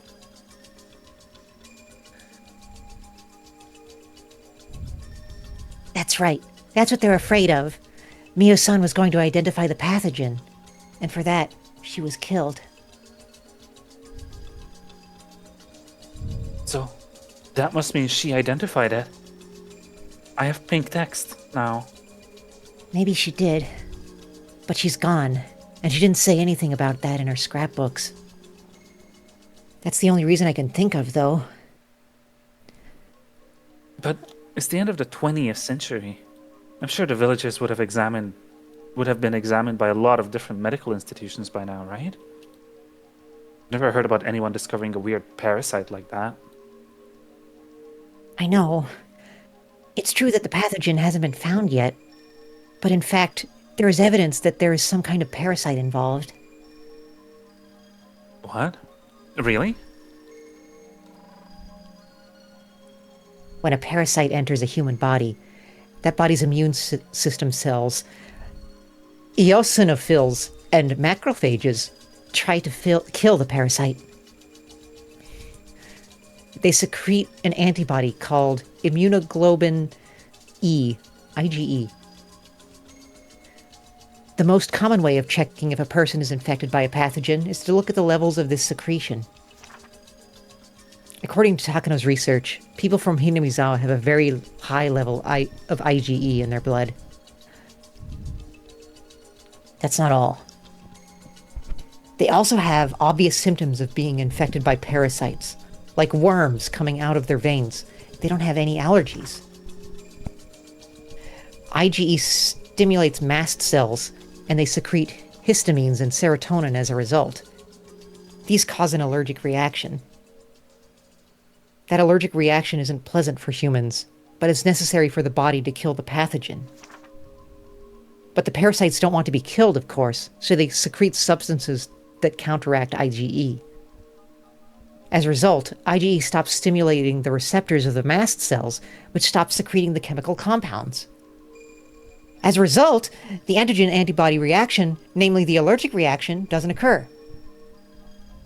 In other words, a human body that was infected by a parasite secretes a high level of IgE, but doesn't display allergic reactions. For your information, a human body that's infected by a parasite doesn't suffer from hay fever. You get hay fever due to your body secreting a large amount of IgE because it's mistaken pollen for a parasitic invasion. As a result, a large amount of stimulants like histamine will be secreted, but your body can't contain the parasite that it's attempting to kill. That's why your body continues to secrete IgE.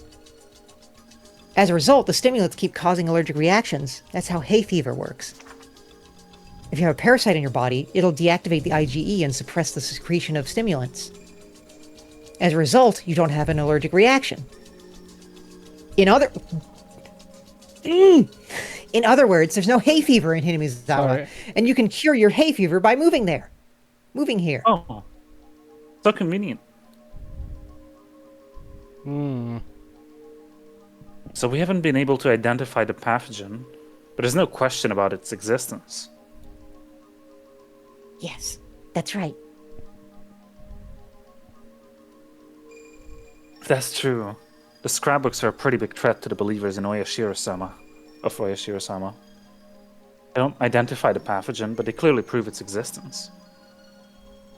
Yeah, it poses a big enough danger to them to make them think it's worth killing Mio-san. That really is a scary secret.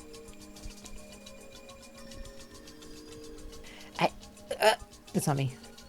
I believe it because you took the time to explain it to me, but you've skipped the details and told me only the conclusion. It really would have sounded too crazy to believe. I told you! I couldn't believe it at first either. So I thought you definitely wouldn't. So what's important right now is that there's a dangerous organization acting in the shadows to try and cover up the truth, right?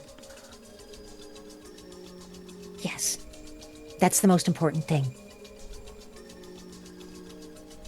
The fanatics who want to revive the sanctity of the god they worship.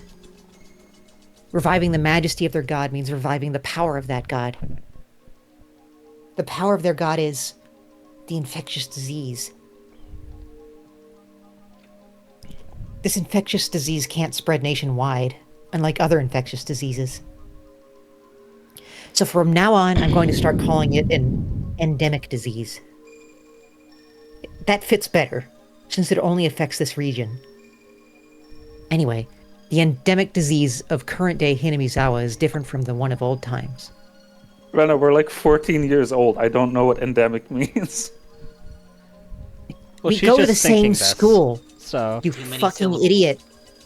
I sleep in all my classes, Rena. And whose fault is that?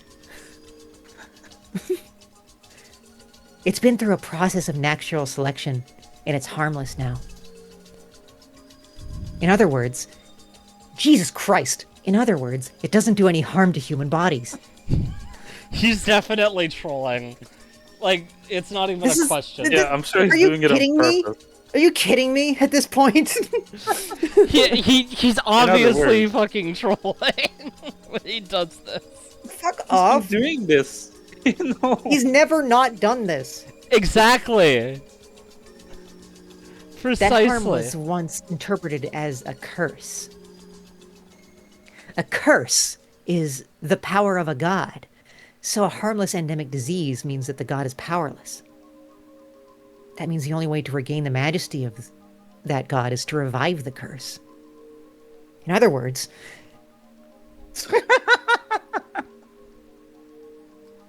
they want to bring back the primitive endemic disease, namely the harmful strong version of the parasite.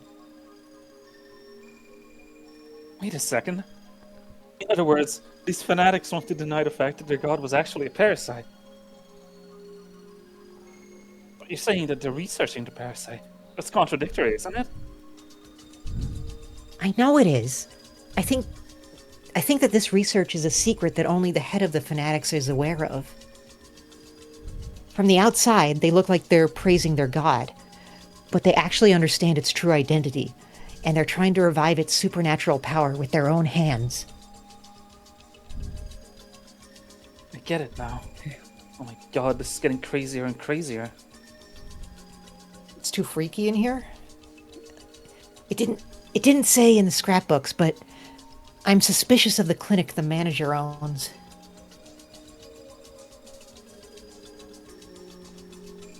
The EVA clinic? Why? Have you seen that guy? The facility is too big and fancy for Hinamizawa. Mio-san was working there. The manager might be a bacteriologist that the Sonozaki family recruited. It can't be. I think Mio-san was murdered because she knew too much.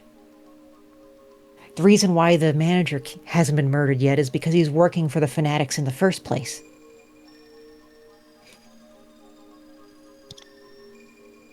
And he's researching the primitive form of the endemic disease. It's hard to believe that a coach we know is capable of doing things like that. I'm sorry. He might be totally irrelevant. It's just a wild guess. But someone is doing the research somewhere. That much is certain. And after 5 years, the research has finally been completed. The first case was the dismemberment murder by the dam construction workers. Their quarrel had turned into a lynching that might have had the primitive infectious disease and the symptoms, the aggression and delirium might have kicked in. Okay. The victims of the second year were Sadako's parents. There were no witnesses, so the whole event is veiled in mystery. But there's a theory that someone might have pushed them over a cliff, since the fence of the observation deck that they fell from was quite sturdy. What if one of them was infected by the primitive parasite? He or she might have become violent and pushed the other over the cliff. The Shinto priest died from a disease, and his wife drowned herself in the third year. He might have died of shock because of a hypersensitive reaction to the infection. His wife might have gone crazy and committed suicide when one of the symptoms, delirium, kicked in. In the fourth year, Satoshi Hojo's aunt was beaten to death, probably by Satoshi himself. Everybody who knew Satoshi-kun remembers how he changed at that time. He showed signs of being both aggressive and delirious.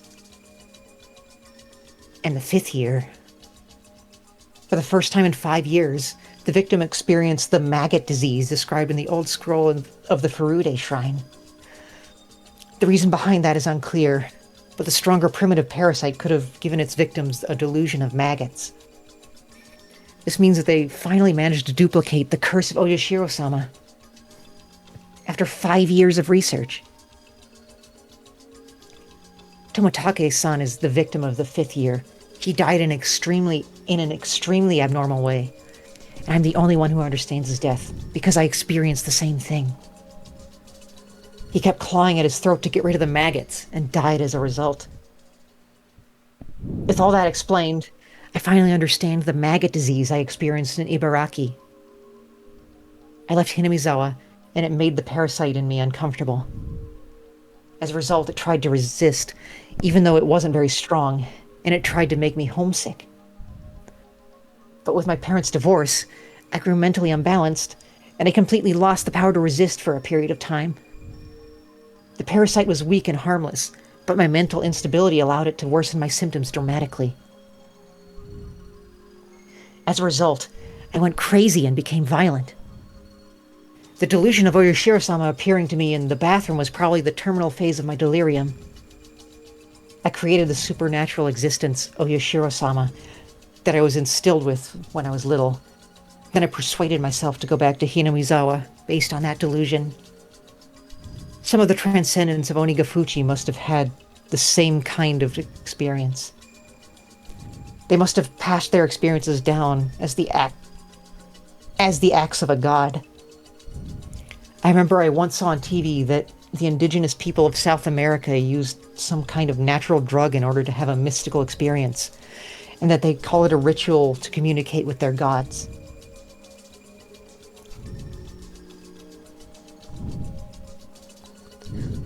So, what the fanatics are trying to do is to spread the primitive parasites throughout Hinamizawa? I think that's their goal, but I don't think they'll do that without letting people know about it. Religions need ceremonies. So if they created what they wanted to create, and if they decided to spread it, I think they name it the Day of Oyashiro-sama's Revival or something, and they'd perform some kind of ceremony. It would be in celebration of the revival of Oyashiro-sama. That's a bad thing, isn't it? I think you can say that.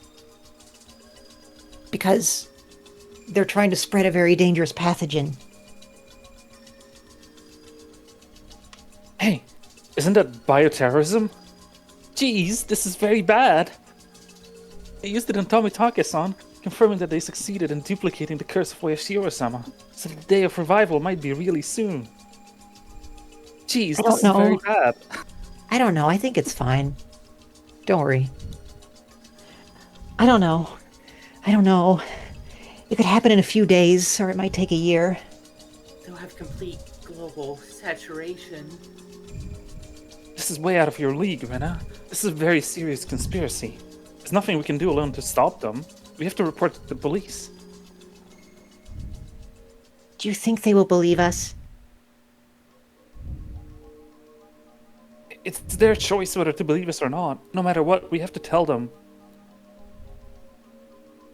Keiichi-kun, telling Oishi-san about all this means telling him that I have the scrapbooks. Do you think that would be a problem? It's him. Oishi-san came to me after Mio-san was murdered. Then they killed Mio-san, and they found out that her scrapbooks were missing. They also know that she met me at the library a few days ago.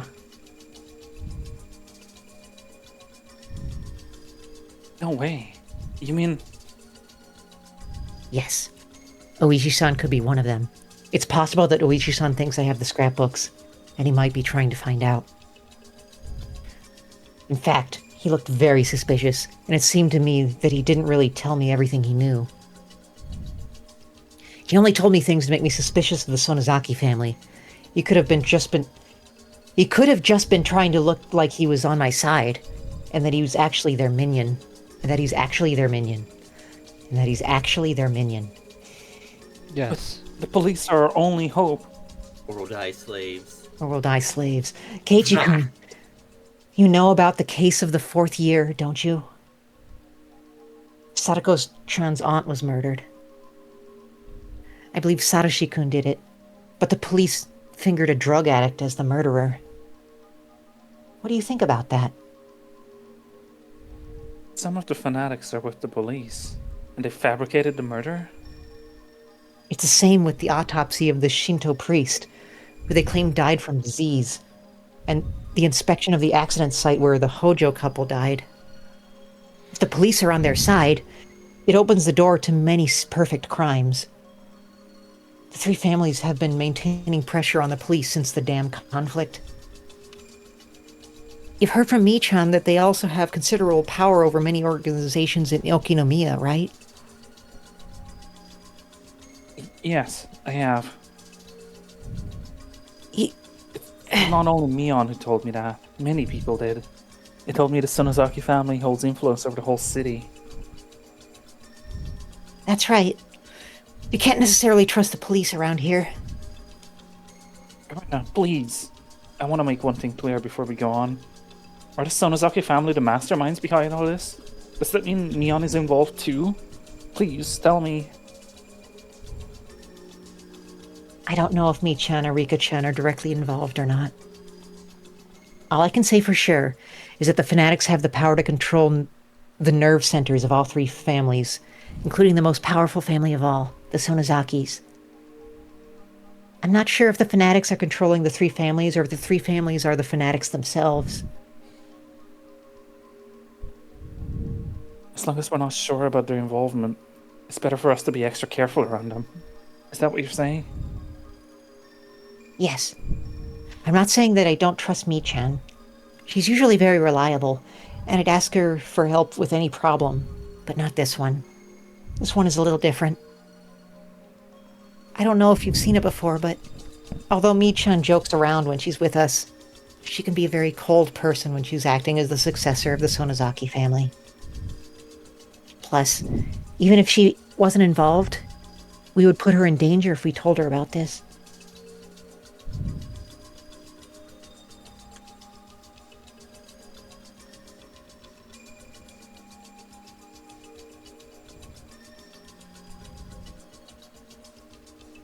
Parasite-infected Keiichi.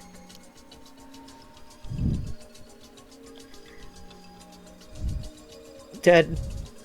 Uh-oh. They got him. That was They too- finally Consumed by got him. the parasites in his brain. I need to piss. I need to piss. Okay, go Sorry, Kat. I was catting out. She was on I need our side. liquid. What? Sorry? Huh?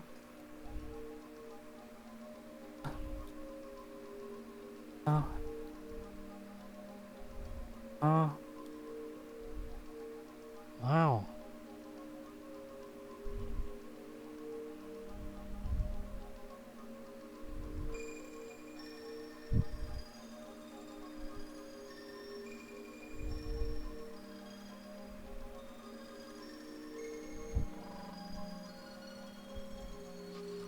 That GIF I posted earlier goes well with this music, I have to say.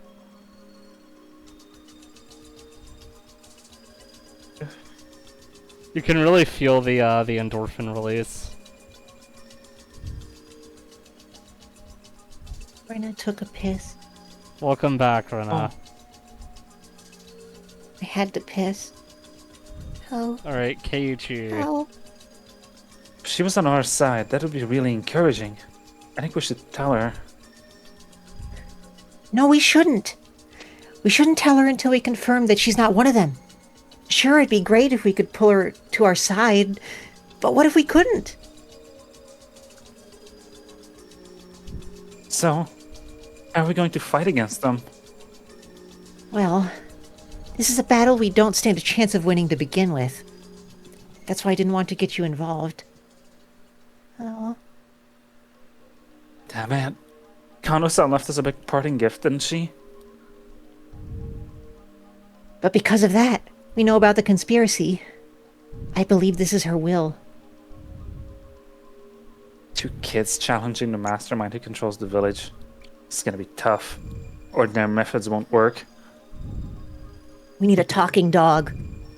But, Keiichi-kun, I'm glad to have you on my side. We can talk about it and plan things together. And we can have some Scooby snacks as well. I've always been on your side, and I'm your friend. I know. Thank you. You're very reassuring. 2 heads are better than 1. Yeah, I agree. We can come up with a plan for how we're going to fight against them together. I skipped school today because I wanted some time to read the scrapbooks again. But I'm going to school again tomorrow, and I'm going to act normal. They might sense something is wrong with me if I act different. You should do the same, Keiichi-kun. Just be normal. Be normal for one moment in your life. Please be careful with Mi-chan. She's sometimes very perceptive. Sometimes. Okay, I'll act normal, as if I know nothing. But damn, As if? I'm a bit scared. A huge conspiracy is right around the corner, and it might already be counting down to 0. It's hard to act normal knowing that. In 6 hours, the cruise liner might hit something. I don't think it's going to happen very soon. Like I said earlier, if they really are religious fanatics, they need a religious ceremony. They need the help of the whole village to hold something like that. I can't think of any other event than Watanagashi. So, you're saying that we have time at least until the next Watanagashi festival? I can't promise, but I just can't think of any event other than that. I think we have a year at least. But I also feel like we don't, because of how they killed Mio-san. I might not know, but there might be a bigger religious event than Watanagashi. It might not be long until that day. On the day of Oyashiro-sama's revival, they're going to spread a dangerous parasite, and that day might be just around the corner. Reina, are you still on the phone? Wrap it up soon, it's getting late. My father stuck his head out from the living room, telling me I need to hang up soon. I thought about telling him so many times. It's natural to think that your parents will be on your side no matter what. But I know just how weak he can get, so I couldn't tell him. I don't think he'd believe me anyway. Even if I told him, he'd just tell me to call the police. It's better that I don't tell him. They might get close to my father to get me. If he didn't know anything about anything, including the scrapbooks, then there'd be nothing to squeeze out of him to begin with.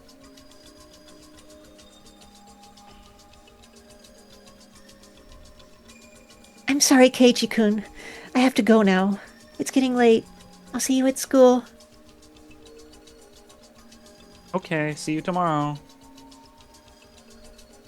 Be careful, okay? You're not an outsider anymore. Yeah. I'll be careful. I remembered the suspicious men in the white van and felt a chill run through my spine. They looked like villagers, but they weren't. They had the village accent, but they were just pretending.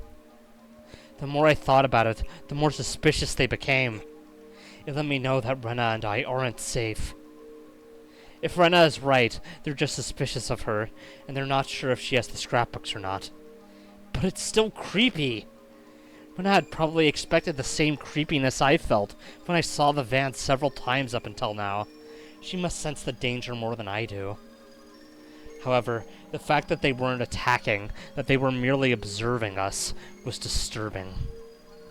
If they attacked her, she could have done something, like going to the police. But all they're doing is just watching her from a distance. She can't do anything about it. She can't talk to anybody about it. She probably just wants to stay in her house all day.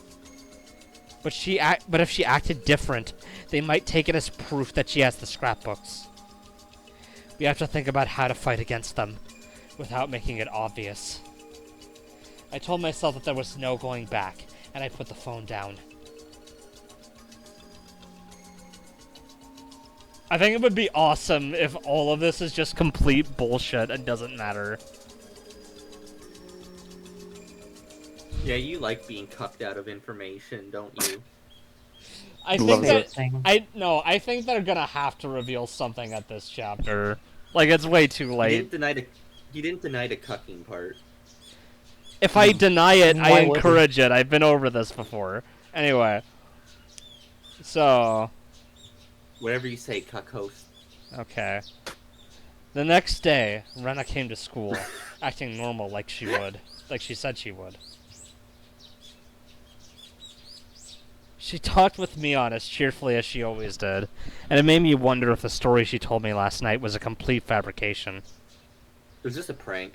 That's because the story really was too ridiculously crazy to believe. Ugh.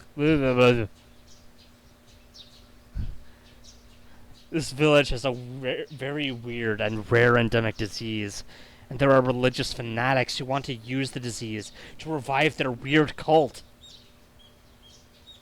And they've been researching the pathogen of the endemic disease so that they can spread it throughout the village. I was deeply influenced by Rena last night, and I believed everything she said. But thinking about it with a cool mind under the bright sunlight, it sounds too crazy to be true. The story Rena told me is based on Takano-san's crazy hand-me-down ideas. It's based entirely on her theories, which, although very feasible, have no evidence whatsoever.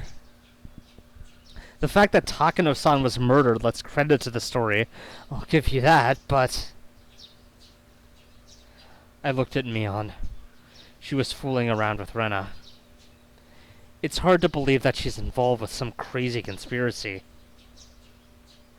Hey, are you listening, Kei-chan? I was just telling Rena about our cool, crazy conspiracy we're cooking up. What? Oh, I'm sorry. I wasn't paying attention. Wake up, sleepyhead. You need to get enough sleep or your brain stops working. Mion made fun of me for reacting too slowly. It's almost impossible not to trust this bubbly, cheerful girl. Now, Keiichi, don't forget the first rule of mystery visual novels. Do not trust green hair.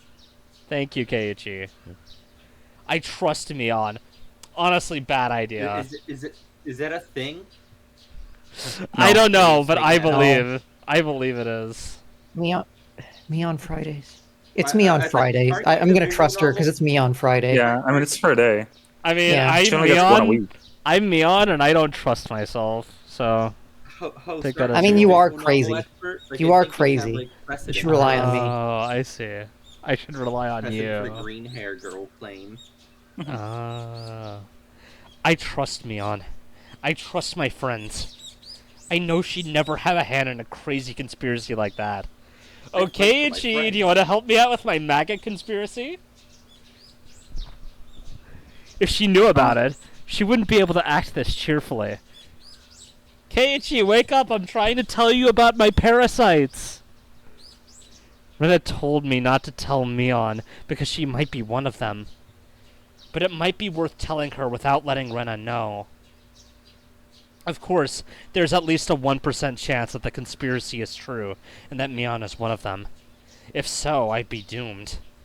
But if I had to choose between believing the crazy conspiracy theory and trusting my friends, my answer would be obvious. I know that my friend, Mion, isn't a part of any conspiracy. She'd never be involved in something like that. Even if the conspiracy exists, I'm sure Mion will be on our side. So, whether or not it's true, it must be worth telling Mion about.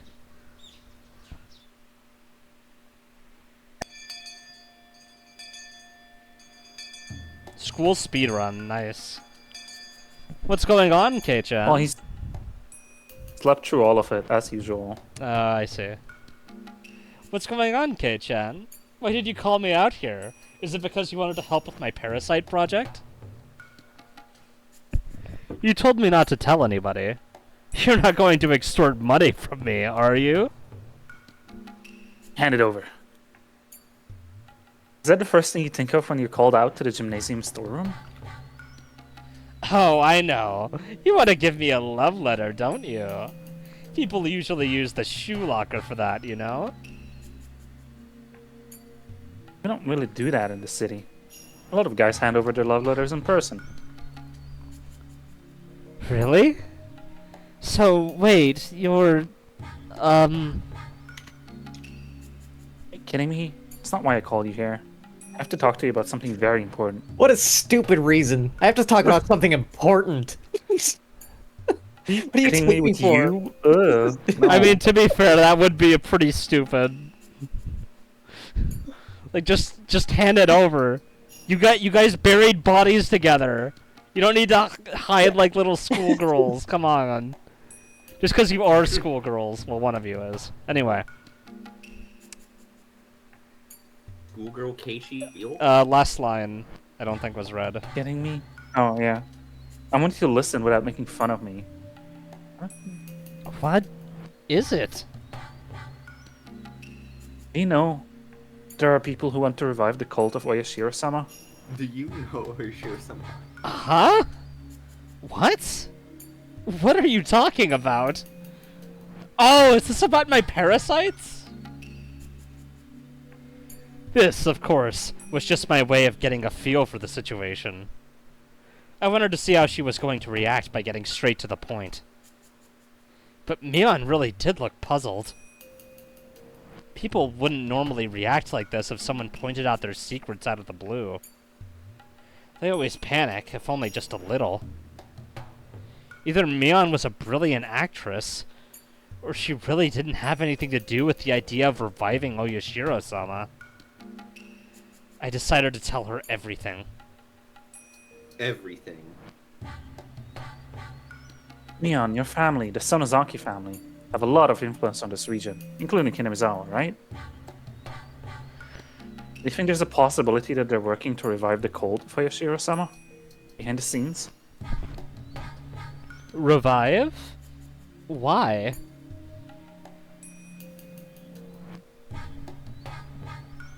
Oops.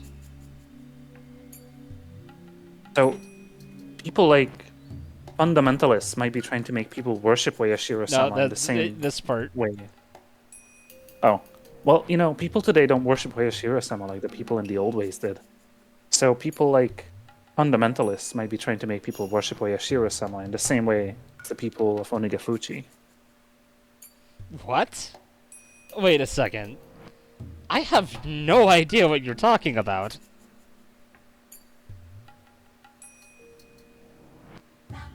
Are you sure? You really have no idea what I'm talking about? Of course I don't. It sounds like one of those popular novels that sold 5 million copies over in America. Mion's reaction was... Mion's reaction was very natural. It seemed impossible that she was pretending she didn't know anything about it. But regardless, I continued. Oh, this is about my Sounds like parasites. I actually just made those for fun, Keiichi. I like it when people have maggots coming out of their skin, Keiichi. Yes, Keiichi, I have cooties. Get over it. Oh. Oh, that sounds like one of those sound novels that sold a bunch at Comic-Con and have a 1 in 100 soul rate for the first chapter. Wow. Well, there are people like that in this village for real. Do you know anything about them? You're saying that those people want to make us worship Oyashiro-sama, like the people of Onigafuchi did. What good will that do? No. I think it means a lot to people who really believe. But think about it, Kei-chan. Who'd be happy to live under those strict ancient rules? In this day and age, it's almost impossible to live without leaving the village.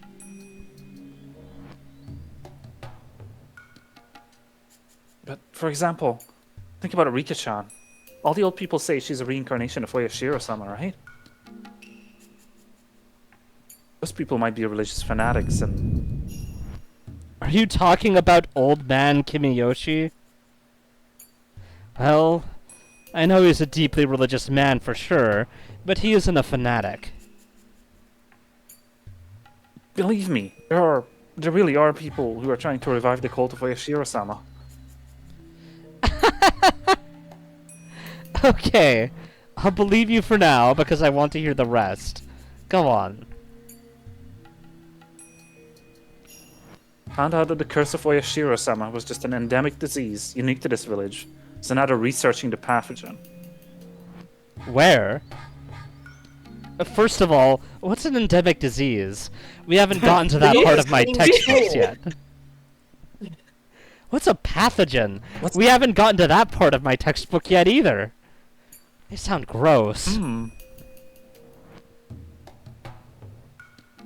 I was getting confused. I didn't know what I was talking about myself anymore. I was deeply influenced by Rena last night and believed everything she said. But having said it all out loud, I started realizing how impossible the story sounded. What's going on with you? Didn't Mio-san tell you all this? How did you know? She's infamous for this kind of thing. She's an occult maniac. She always makes up crazy stories. A few people have gotten badly taken in by her before. She told me some of her stories once, and I remember they were actually very interesting.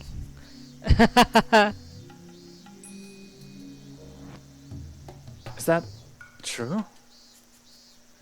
I think you've heard about this once or twice before, but this village had a unique culture back in the old days.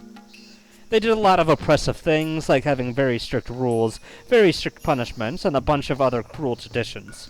They're well known among occult maniacs. Mio-san is one of them. So, the story I heard about the weird parasite that controls the village was... What?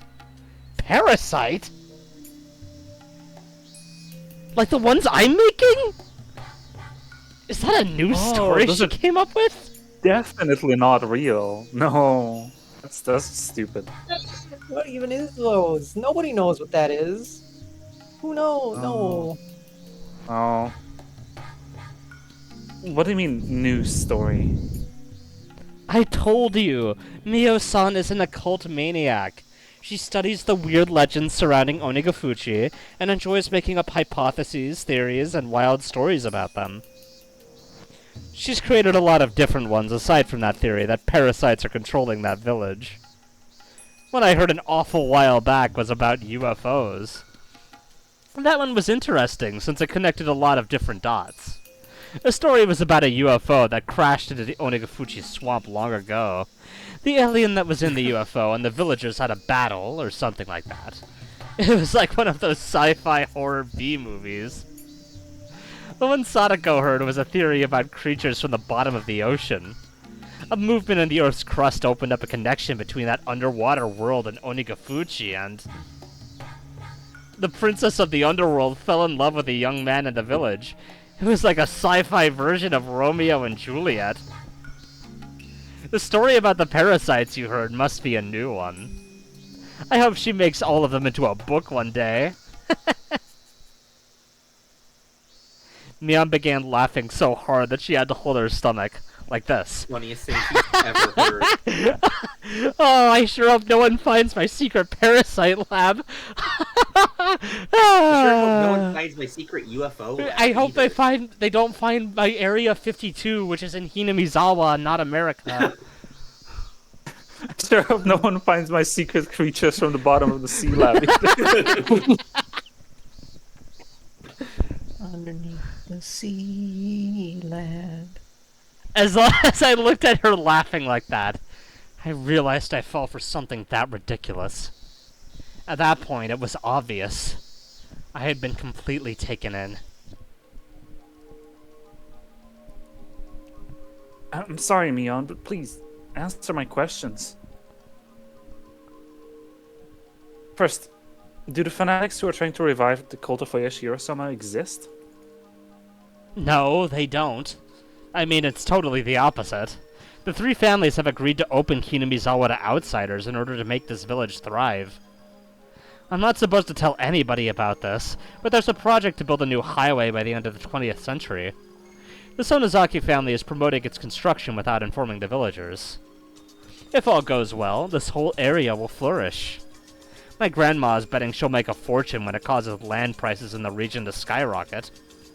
Well, most of the work will happen in the 21st century, so I'll likely end up taking over the project. So, you don't think there are people who hate outsiders? That's a so you hate waffles response, Keiichi. I told you, there are no such people. What makes you think we want to make this village more inconvenient than it already is? In fact, we've already started selling the land of the village to rich people who want to buy country residences here. Your house is on the first lot we sold, Kei-chan. Didn't the villagers welcome you? The three families are trying to do everything they can to stop young people from leaving the village. There was nothing vague about what Mion had said. Her story makes a lot more sense than Takano-san's delusional theories. Okay, well, now that you said that, I want Takano-san's theory to be real. I completely changed my mind. Anyway, and so, Mion's words woke me up from that delusion. So, what about this? I heard that the residents of Hinamizawa have extraordinarily high level something in their blood, and it proves that they're infected by parasites. Really? How did Mio-san figure that out? Takano-san is a nurse, I'm sure she can do that. And you think anyone would give her blood samples for no reason? Because I sure don't. Even if she could get blood samples somehow, how and where would she examine them? How many blood samples do you think she examined all by herself? Like 5? Maybe 6. Mion was right. Not any higher. I couldn't believe I thought Takano-san could do all that just because she was a nurse.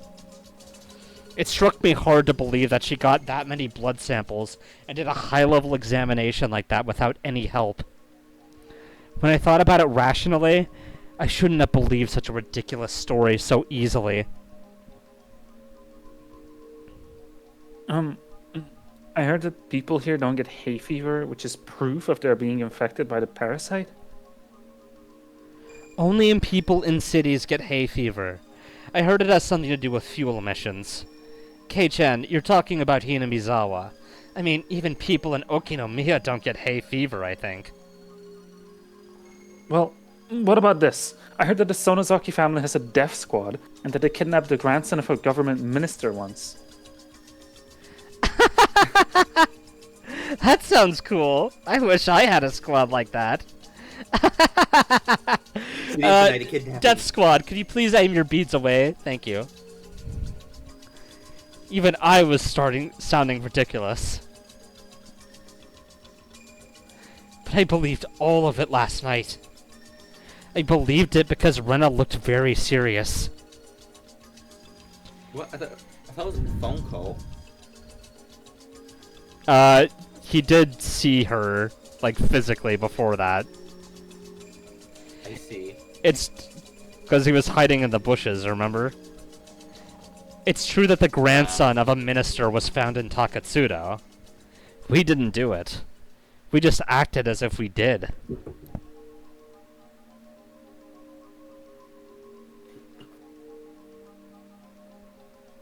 What do you mean?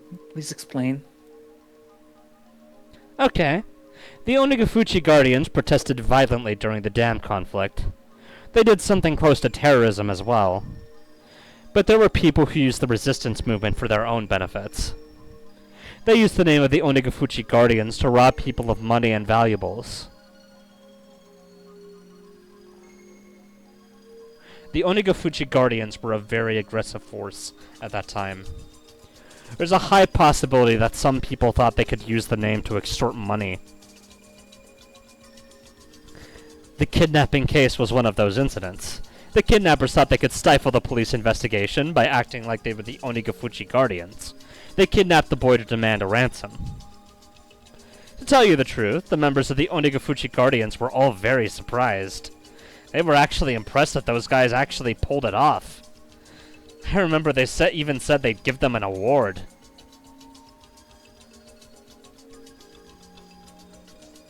Wait a second, so the Onigafuchi Guardians had nothing to do with kidnapping? No, not at all. Mion said it firmly. It was a simple and clear answer, which left no room for suspicion. And thinking about it, it's nothing surprising. Kidnapping the grandson of a minister and negotiating with him in person is a huge deal. The Onigafuchi Guardians were a very aggressive group, but this operation wasn't so easy that it could be carried out by any of the normal residents of Hinamizawa. It was obviously the work of professional criminals, without a doubt. Like I said earlier, the Sonozaki family acted as if we were the masterminds of the kidnapping case. What do you mean by that? This is a secret precept of the Sonozaki family. You can't tell anybody about this, okay? When an incident like this happens, we traditionally act as if we're responsible for it. It's a tradition of bluffing. Bluffing? Really? Yeah. It doesn't matter what it is, as long as it works out in our favor. It can be a criminal incident, the weather, or even lottery numbers. We act as if it happened because the Sonozaki family wanted it to happen. It starts to sound like we're a very powerful organization, doesn't it? That's the point. This is the secret strategy that only the Sonozaki family heads know about. This strategy is meant to make us look bigger and stronger than we really are. Wow. So, what about the plan they had during the dam conflict? They want to attack the Ministry of Construction. Is that true? I heard that they obtained weapons and even trained for it. That was the spin we put on it. There's no way we could actually carry out a crazy plan like that. What do you think we are, made of money, Keiichi? No, we're made of parasites, brother. Our real goal was to make people believe that we were capable of doing things like that, so we could exact pressure on the government. I almost said the Guardians. That's all.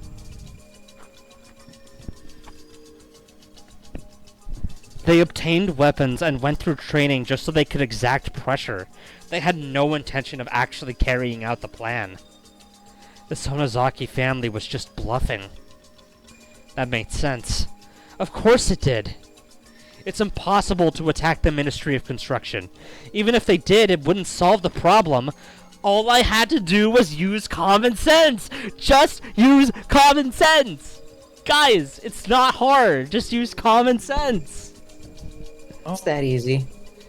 Even if they did, they would have been crushed within seconds by a huge number of policemen. Why didn't I think of that? What about the weapons and the training? As for the weapons, no comment. But we did go through training. We needed to do that in order to make the bluff look real. We gathered some younger men from my father's office and appointed Kasai-san as the leader of the group.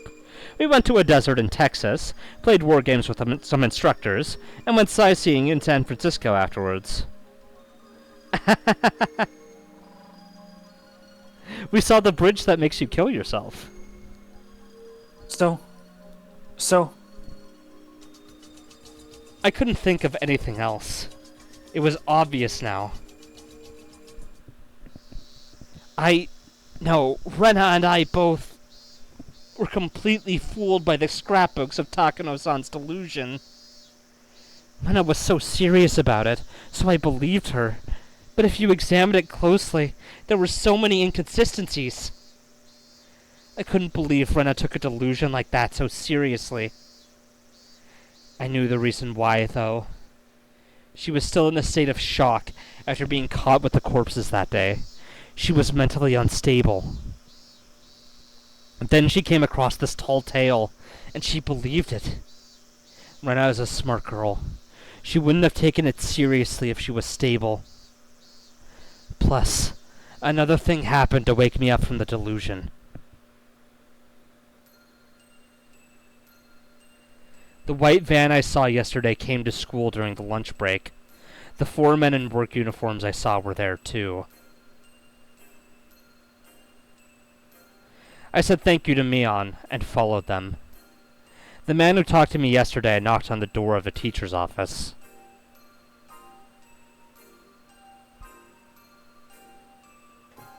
Hello, I'm from the Okanogi Gardens. Oh, thank you for coming. It's very hot today, isn't it? Why does it sound like you're trying not to laugh, bruh? That's disrespectful as shit. Huh? It sounded like someone was trying very hard not to laugh. It sure is. By the way, you look very beautiful today, as always. Thank you. Well, you can start whenever you're ready. Yes, we'll start right away. My account manager told me to give this to you. The quote in the invoice, I see. The date is left blank on both of them. Well, there shouldn't be any problem. Thank you so much. Did he say anything interesting? Not really. Okay. Alright, well, we'll get started right away. Bro, get the phlegm out of your throat. Bro. Go like... I was trying to do like almost goofy voice. You know what? The phlegm adds to it. Can you bring the phlegm back? Put the phlegm back in your throat. Thank you. Isn't that just how I am normally? Anyway, the man was talking to Chie-sensei with a big smile. I don't like that this is the music playing for this scene. Wait, we're just not gonna acknowledge that there was a giant smile next to her that whole time? Crazy. Scary. Scary stuff. First parasites, now giant disembodied smiles? Oh, what's next for Holy Hinamizawa? Body doubles? Noses. What are you doing here, my Barakun?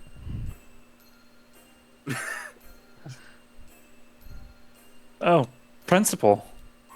Who's that guy? The principal pointed his finger at the window. When I looked out, I heard the sound of an engine starting. The noise was coming from the engine of a motorized lawnmower. I saw young men in work uniforms taking another lawnmower, some brooms, and a ladder out of the van. They're gardeners. We haven't taken care of the grass around the fence and trees for a long time. I wanted to clean them up before summer. Mr. Principal, thank you for giving us a call. The man noticed the principal, took off his hat, and bowed. No need. I trust your work. Please take care of things. I think we can finish it today. We might make a lot of noise. Oh. Each worker took one of the tools and walked towards the fence where the grass was growing. The engine of the lawnmower was very loud, and the kids who were playing in the schoolyard looked at it curiously. Hey, it's dangerous out here. Go back to your classroom. It was Chie-sensei. She handed an envelope with the documents in it to the principal. It said Okanoki Guard... Why, I keep trying to say Guardians whenever I see a word that's slightly similar. Why? It said Okanoki Gardeners in green on the envelope. It just... Listen, it's the same acronym as Onigafuchi... Wait. It's the same acronym as Onigafuchi Guardians! Anyway. Whoa! Wow. Principal, please sign the invoice and drop it off at their office next time you go to the town hall. Of course. Will do.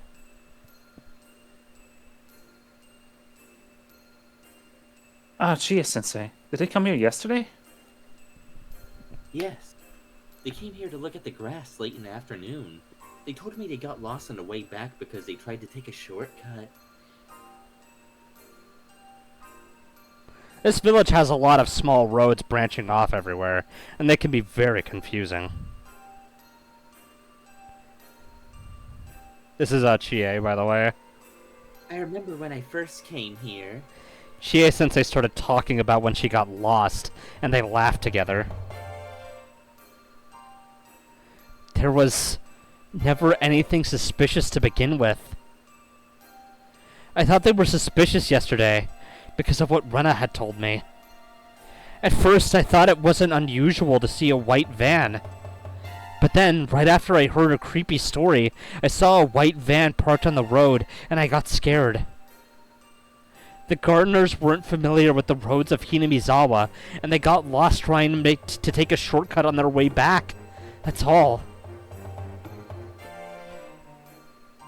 I feel by the principle of Keiichi is never wrong, that he has to be wrong somehow. Even though it seems like he's correct, for once. So by being rational, Keiichi is now wrong again. Just by the principle of the universe. Anyway, I had it totally twisted around? I believe that fake-sounding story. I believe that the Sonozaki family was working behind the scenes, and I fabricated the existence of a group of fanatical believers in my mind. Worse, I doubted Mion. Damn it. I'm such a fool. She's my friend. We took each other's hands that day, saying that we were a family made of friends, and that friends were friends no matter what. I said that, but then I doubted my friend. I'm so stupid. Anyway, Rena was the problem. She also needed to wake up from this crazy delusion. I had to hurry and wake her up. Rena seemed like she had no mind to listen to anyone else. She truly believes that the Sonozaki family are the masterminds of a large-scale conspiracy.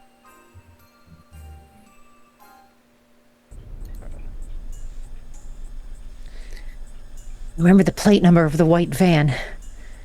And I also remembered their faces. You know, I wasn't going to mention this before now, but is the text getting redder? No? I feel like this is a different shade of pink. I feel like I was much lighter before. Anyway, I remembered the plate number of the white van. Or sorry, this is Rena. did. You remember the plate number of the white... the plate number of the white van. And I also remembered their faces. Yes, not me. Not you. That was me, Rena. She doesn't know fucking I anything. remain. Without a doubt. This was one of the vans that have been following me. So far, I've confirmed that 3 of 4 cars have been following me. 3 or 4. I could especially recall this white van because it followed me around longest of all. The people who are in the other cars must be the lookouts, and the ones in this van must be tasked with direct contact, like kidnapping or assassination. The lookouts secure the surroundings, and the ones in this van attack the target. That's a common maneuver involved in both kidnapping and assassination. The scrapbook said that too.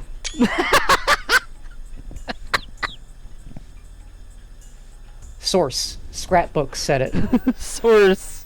Takano made it the fuck up. If so, I'd better watch out before it was them, not the lookouts who came to the school premises. Because it was them. What? It's gone. Whatever.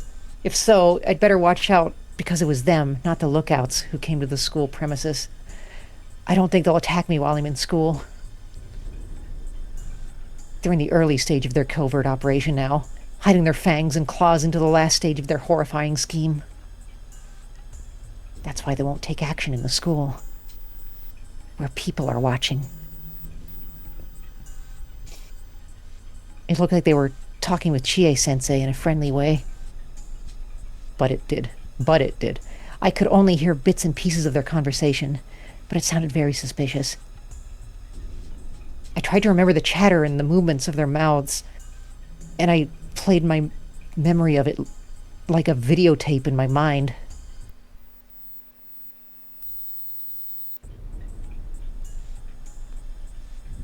Hello. Oh, thank you for coming. It's very hot today, isn't it? It sure is. Oh, Jesus Christ. Just say blank. Today... That works. Thank you. Well, you can start whenever you're ready. Yes, we'll start right away. My account manager told me to give this to you. And I see. Is left blank on... There shouldn't be any problem. Thank you so much. Alright, well... Fucking kill Retta! That's what they said there. I remember. I used the information I had to guess what was going on. I played the video again and again in my mind. I'd also paused it and played it in slow motion. Again to check many times. This is the second time that Rena has time control powers. No, she just has... I have a good memory. I remember. No. Then something unbelievably horrifying started to emerge. There's no doubt that they're acquainted with Chie-sensei. But I've never seen them visit this school before, so it's hard to believe that Chie-sensei is their contact. There's no doubt that they're the death squad under direct control of the Sonozaki family. They have the local accent, which proves they were chosen from the Sonozaki Corps. The death squad was talking with Chie-sensei. They know each other. What's their relationship? Who's Chie-sensei anyway? During the dam conflict, Hinamizawa's school was closed and it was merged with the one in Okinomiya. But the Onigafuchi Guardians didn't accept that, and they made a part of the Forestry Service building into a school. But needless to say, the school they made didn't have a teacher. So it was only going to be a token form of resistance. But the teacher who had the strong passion for education felt sorry for the children, and she came to work there. That was Rumiko Chie-sensei. It was obviously strange. Teachers are government employees, and they normally belong in their prefectures. As long as they lie low and don't cause trouble, they don't get fired, and they don't get demoted. They can work up until the official retirement age, and they're guaranteed to get a fixed retirement fund. She was one of those government employees, but she defied the Board of Education and came to work for Hinamizawa. Villagers admire her as a teacher of passion. I heard that Oryo Sonozaki herself successfully negotiated with the Board of Education that suspended Chie-sensei for defying their orders. It was easy to get an answer from this by connecting the dots. Chie-sensei was recruited by Oryo Sonozaki as a teacher to work at the school the Onigafuchi Guardians had created. In other words, she was already working for Oryo before she came here. It's so simple. As for the principal, he was the principal of the school in Hinamizawa from the beginning. He's a respected person of this region, and he's been closely associated with the three families for a long time. So that means this school has been under the control of the Sonozaki family all along. That's why Chie-sensei is acquainted with the Death Squad. It makes sense now.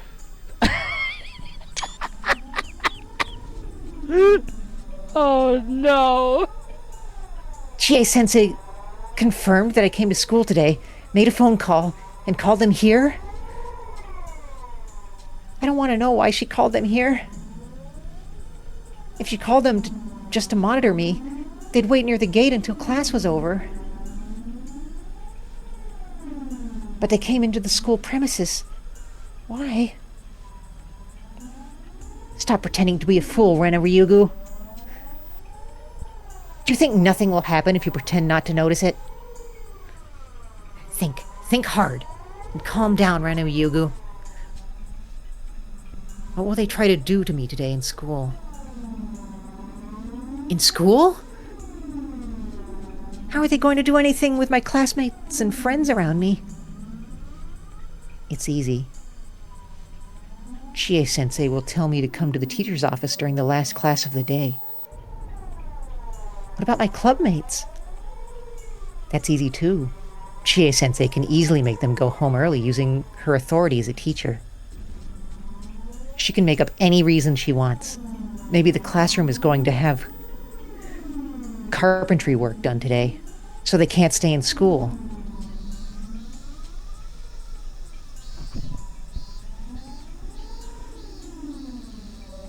Gardner. It sure is. You today? Thank you. Well, you can start whenever you're ready. See? There's no doubt. They clearly said they're ready to do it today. And what else? Yes, we'll start right away. My account manager told me to give the best of y'all.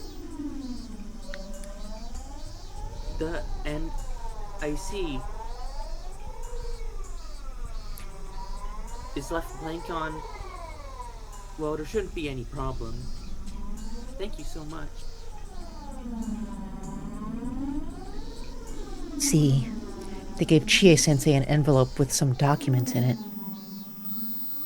That blank is an eerie phrase. Was my name supposed to be in the blank? Why is it left blank? What does that mean? I told you, Rena Ryugu. Do you still think that nothing will happen if you pretend not to notice it? Stop that. So, what it must mean is that it's an order from higher up. It says to make Rena Ryugu become blank. I took a peek from the shadows, and I saw the principal taking documents from the envelope. He started reading them. He looked stern. He looked very serious. I wished I could take a peek at the documents, but I was too far away. I kept looking at him just to see if he'd react at all. And then the envelope caught my eye. The envelope said Okanogi Gardeners and had some numbers that looked like a phone number. Fortunately, I have good eyesight. Hi, Rena. I memorized the number. If they're a squad, the gardening company must be a camouflage operation. It probably doesn't even exist. I wanted to find out. I looked for a phone. There's only one phone, and it's in the teacher's office. Fortunately, the teachers were chatting in the hallway, looking at the gardeners. I mean, Death Squad. I mean, it was now or never. I'm sure nobody was watching me go into the teacher's office. I rushed in and grabbed the phone on the principal's desk. I went over the phone number in my head and dialed it up. I'm glad they have a touch-tone phone instead of a rotary phone. It's so much faster with a touch-tone phone. You have to wait for the thing to spin around. It takes so long. It would have been difficult if it was a rotary dial. If somebody answered, I'd only have to ask, is this Okonogi Gardeners? I'd wait for the answer before hanging up. It should be easy. It connected.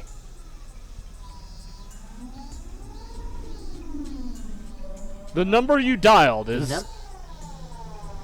I felt a cold chill run through my body from the bottom of my feet. Wait, don't make a quick judgment. I might have remembered the number wrong. No, I know I remembered it right.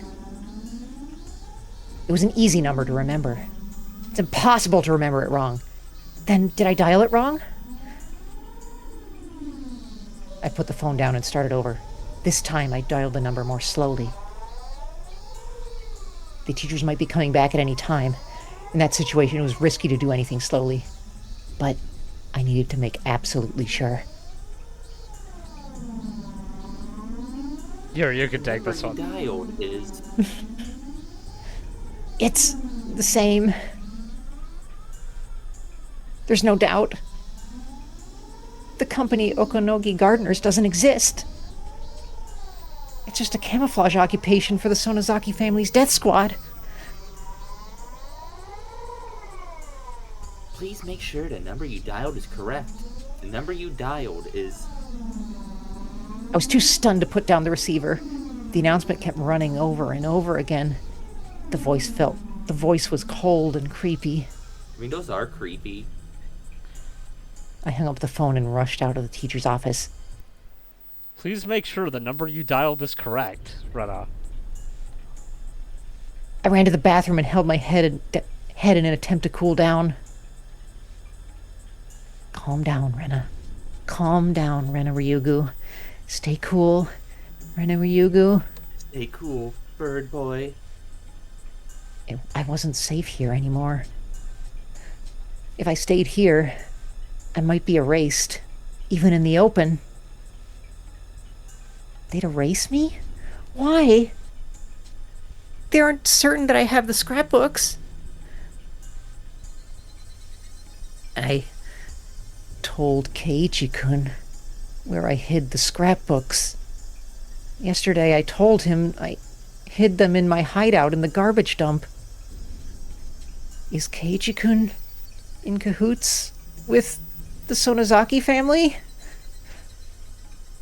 I felt as if my head was a pot that was cooking some dubious stew. There was only soup in my brain. I cut up clues, information, and facts just like I'd cut vegetables and threw them into the pot. Some of them were floating on the surface, and others were on the bottom of the pot. They were being cooked in a boiling soup. No, it can't be. Keiji-kun is on my side. He's the only one who's on my side. He held out his hand to me at the trash piles. There was no lie in that hand. When he grabbed my wrist, I felt nothing but his strong and pure heart. He promised me he'd be on my side. I shouldn't doubt Keiichi-kun. He's the only one I should trust. He's the only one who's on my side right now. I'm sorry. I'm sorry, Keiichi-kun. I was about to doubt you. I'm really sorry. I'm so sorry. I said it out loud on purpose, full of regret that I doubted Keiichi-kun, The only one who is on my side. Now that I think about it, whether I have the scrapbooks or not might not matter to them. Erase anyone who is suspicious. That's the safest way. Does that mean they're in a hurry? The day of Oyashiro-sama's revival might be just around the corner.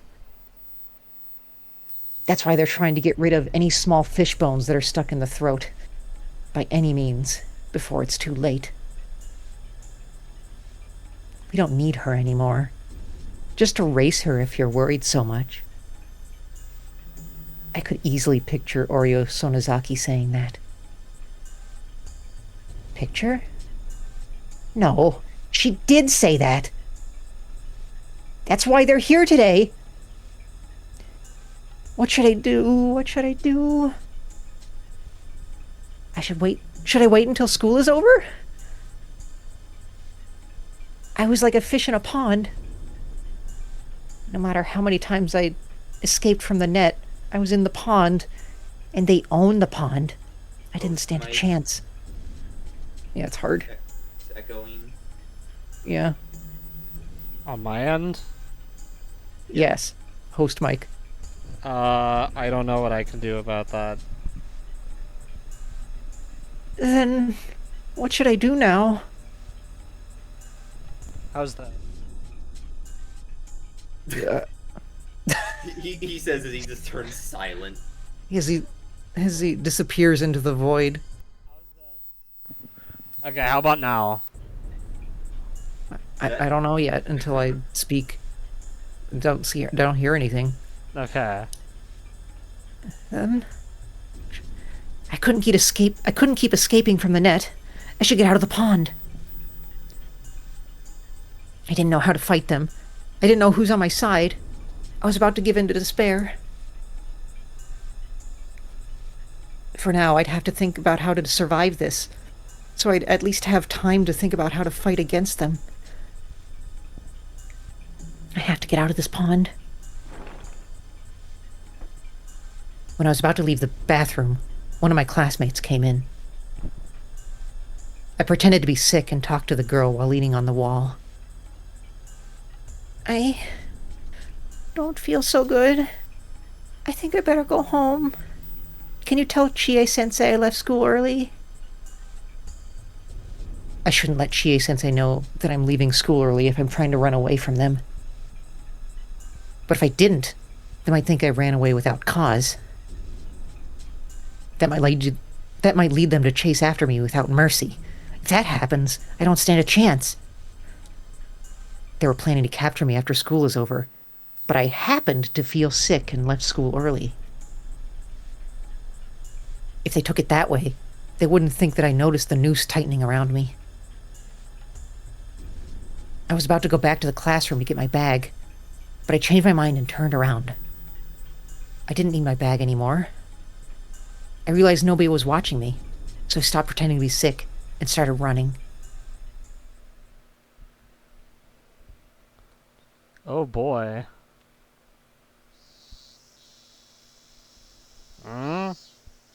Chie-sensei, take a look at this.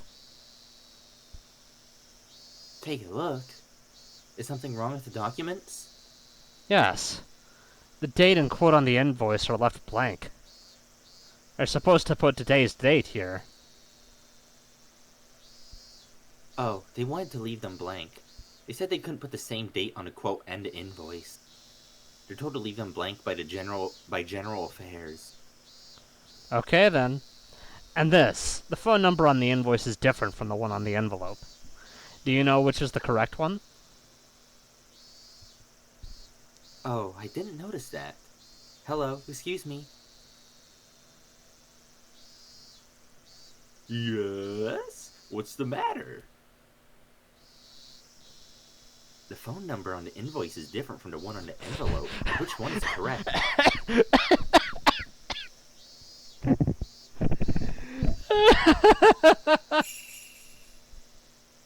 Oh, it's the one on the invoice. I used the old envelope we used to use at our former office. Sorry about that.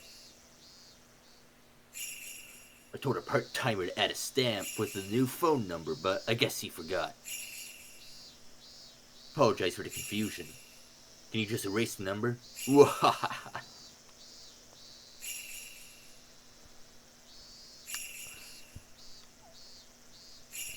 Wow. Universe is fucking over Rena right now. Oh my god! It's the threequel! Okay, are we saving this for next session? No. The sequel's not going to be any good. Like No, it's the number 2 is threequel. bad. No, but that means number 3 is gonna bad. bang her. Okay, No. I'm diving into No. it. Let's just jump into it. No. Well, the Lunch third is the best of the Takeout Star List Wars 3. prequels. And it's still terrible. Yes? Danger of culture-bound syndrome lies in the fact that it can easily trigger delusional misidentification syndrome. That is to say, in the current case, every time the patient sees something trivial, she tries to interpret it as a curse. And it's believed that as a result of the accumulation of these events in an understandable form, a delusional system is created, ultimately leading to paranoia.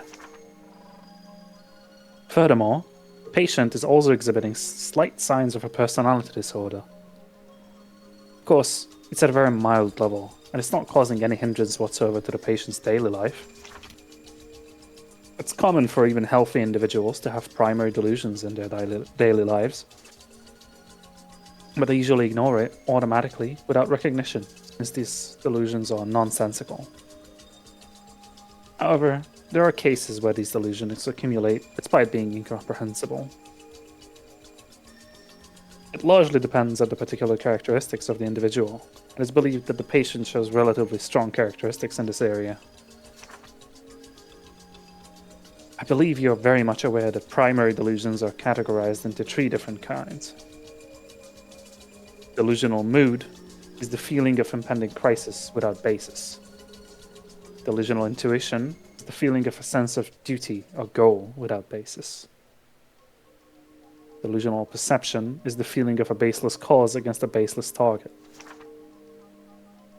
In the patient's case, it's believed that these incomprehensible delusions accumulated, acted out simultaneously with the culture-bound syndrome, which triggered the delusional misidentification syndrome.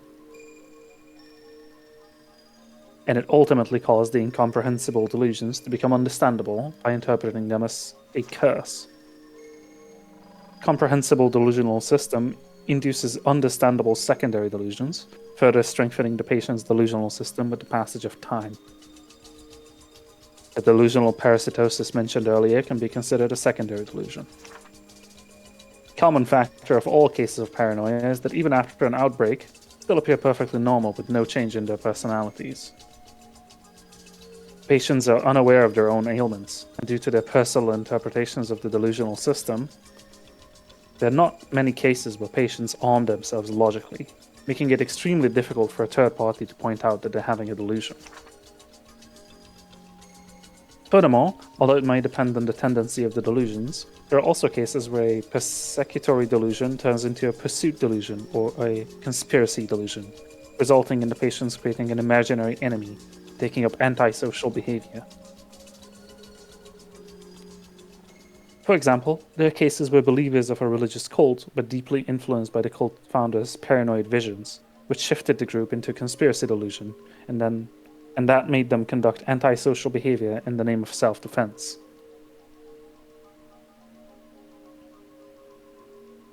Although no such cases have been reported in Japan yet, it could very well happen in the near future. Fortunately, the patient hasn't reached that serious condition as of now.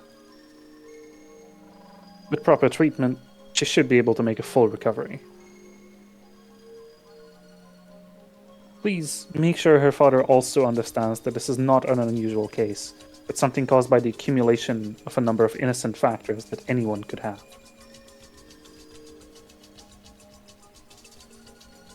The patient can be treated only by deepening her bond with her father. As long as she has that bond, she can certainly be treated. For the reasons above, if the patient is to return to her home village, I strongly recommend that the patient continue to receive guidance from specialized medical institutions. Please excuse me for writing such a long letter.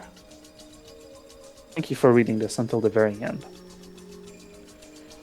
No lunch! Hello? Food? No! We'll get it in the fourth one. We'll get it in the fourth one for sure. Not gonna be a fourth one. I don't think this one there's is gonna bomb be a in fourth theaters. one. Yeah, I this don't one's know, it gonna also bomb in seems theaters, and it's pretty never gonna get conclusive. greenlit. On the whole letter thing. Lunch takeout list and the But there could be a Christmas PS section, bowl. guys. Secret PS section. Parasite. It stands for Parasite section. Oh, like The Parasite PlayStation. section, right, of course. Yes, exactly. Anyway, I think it would be really funny if, despite everything, Rena is right. And also, I kind of want Keiichi to be wrong now. I decided to flip-flop midway through. Anyway. Steven is always right. What I really want is for us to just cut to a POV of Oishi just hanging out at Angel Mart while all this bullshit is happening to Keiichi and Rena. Oh, He's that's just not rubbing a bad his idea. belly while All bought and paid for. yeah, while being served desserts. He's saying all bought and paid for. And then he goes awooga awooga, and then steam leaks out of his ears, drool leaking out of mouth. Mm-hmm. Jaw unhinges and hits And the then- floor. You know Yeah. how it goes.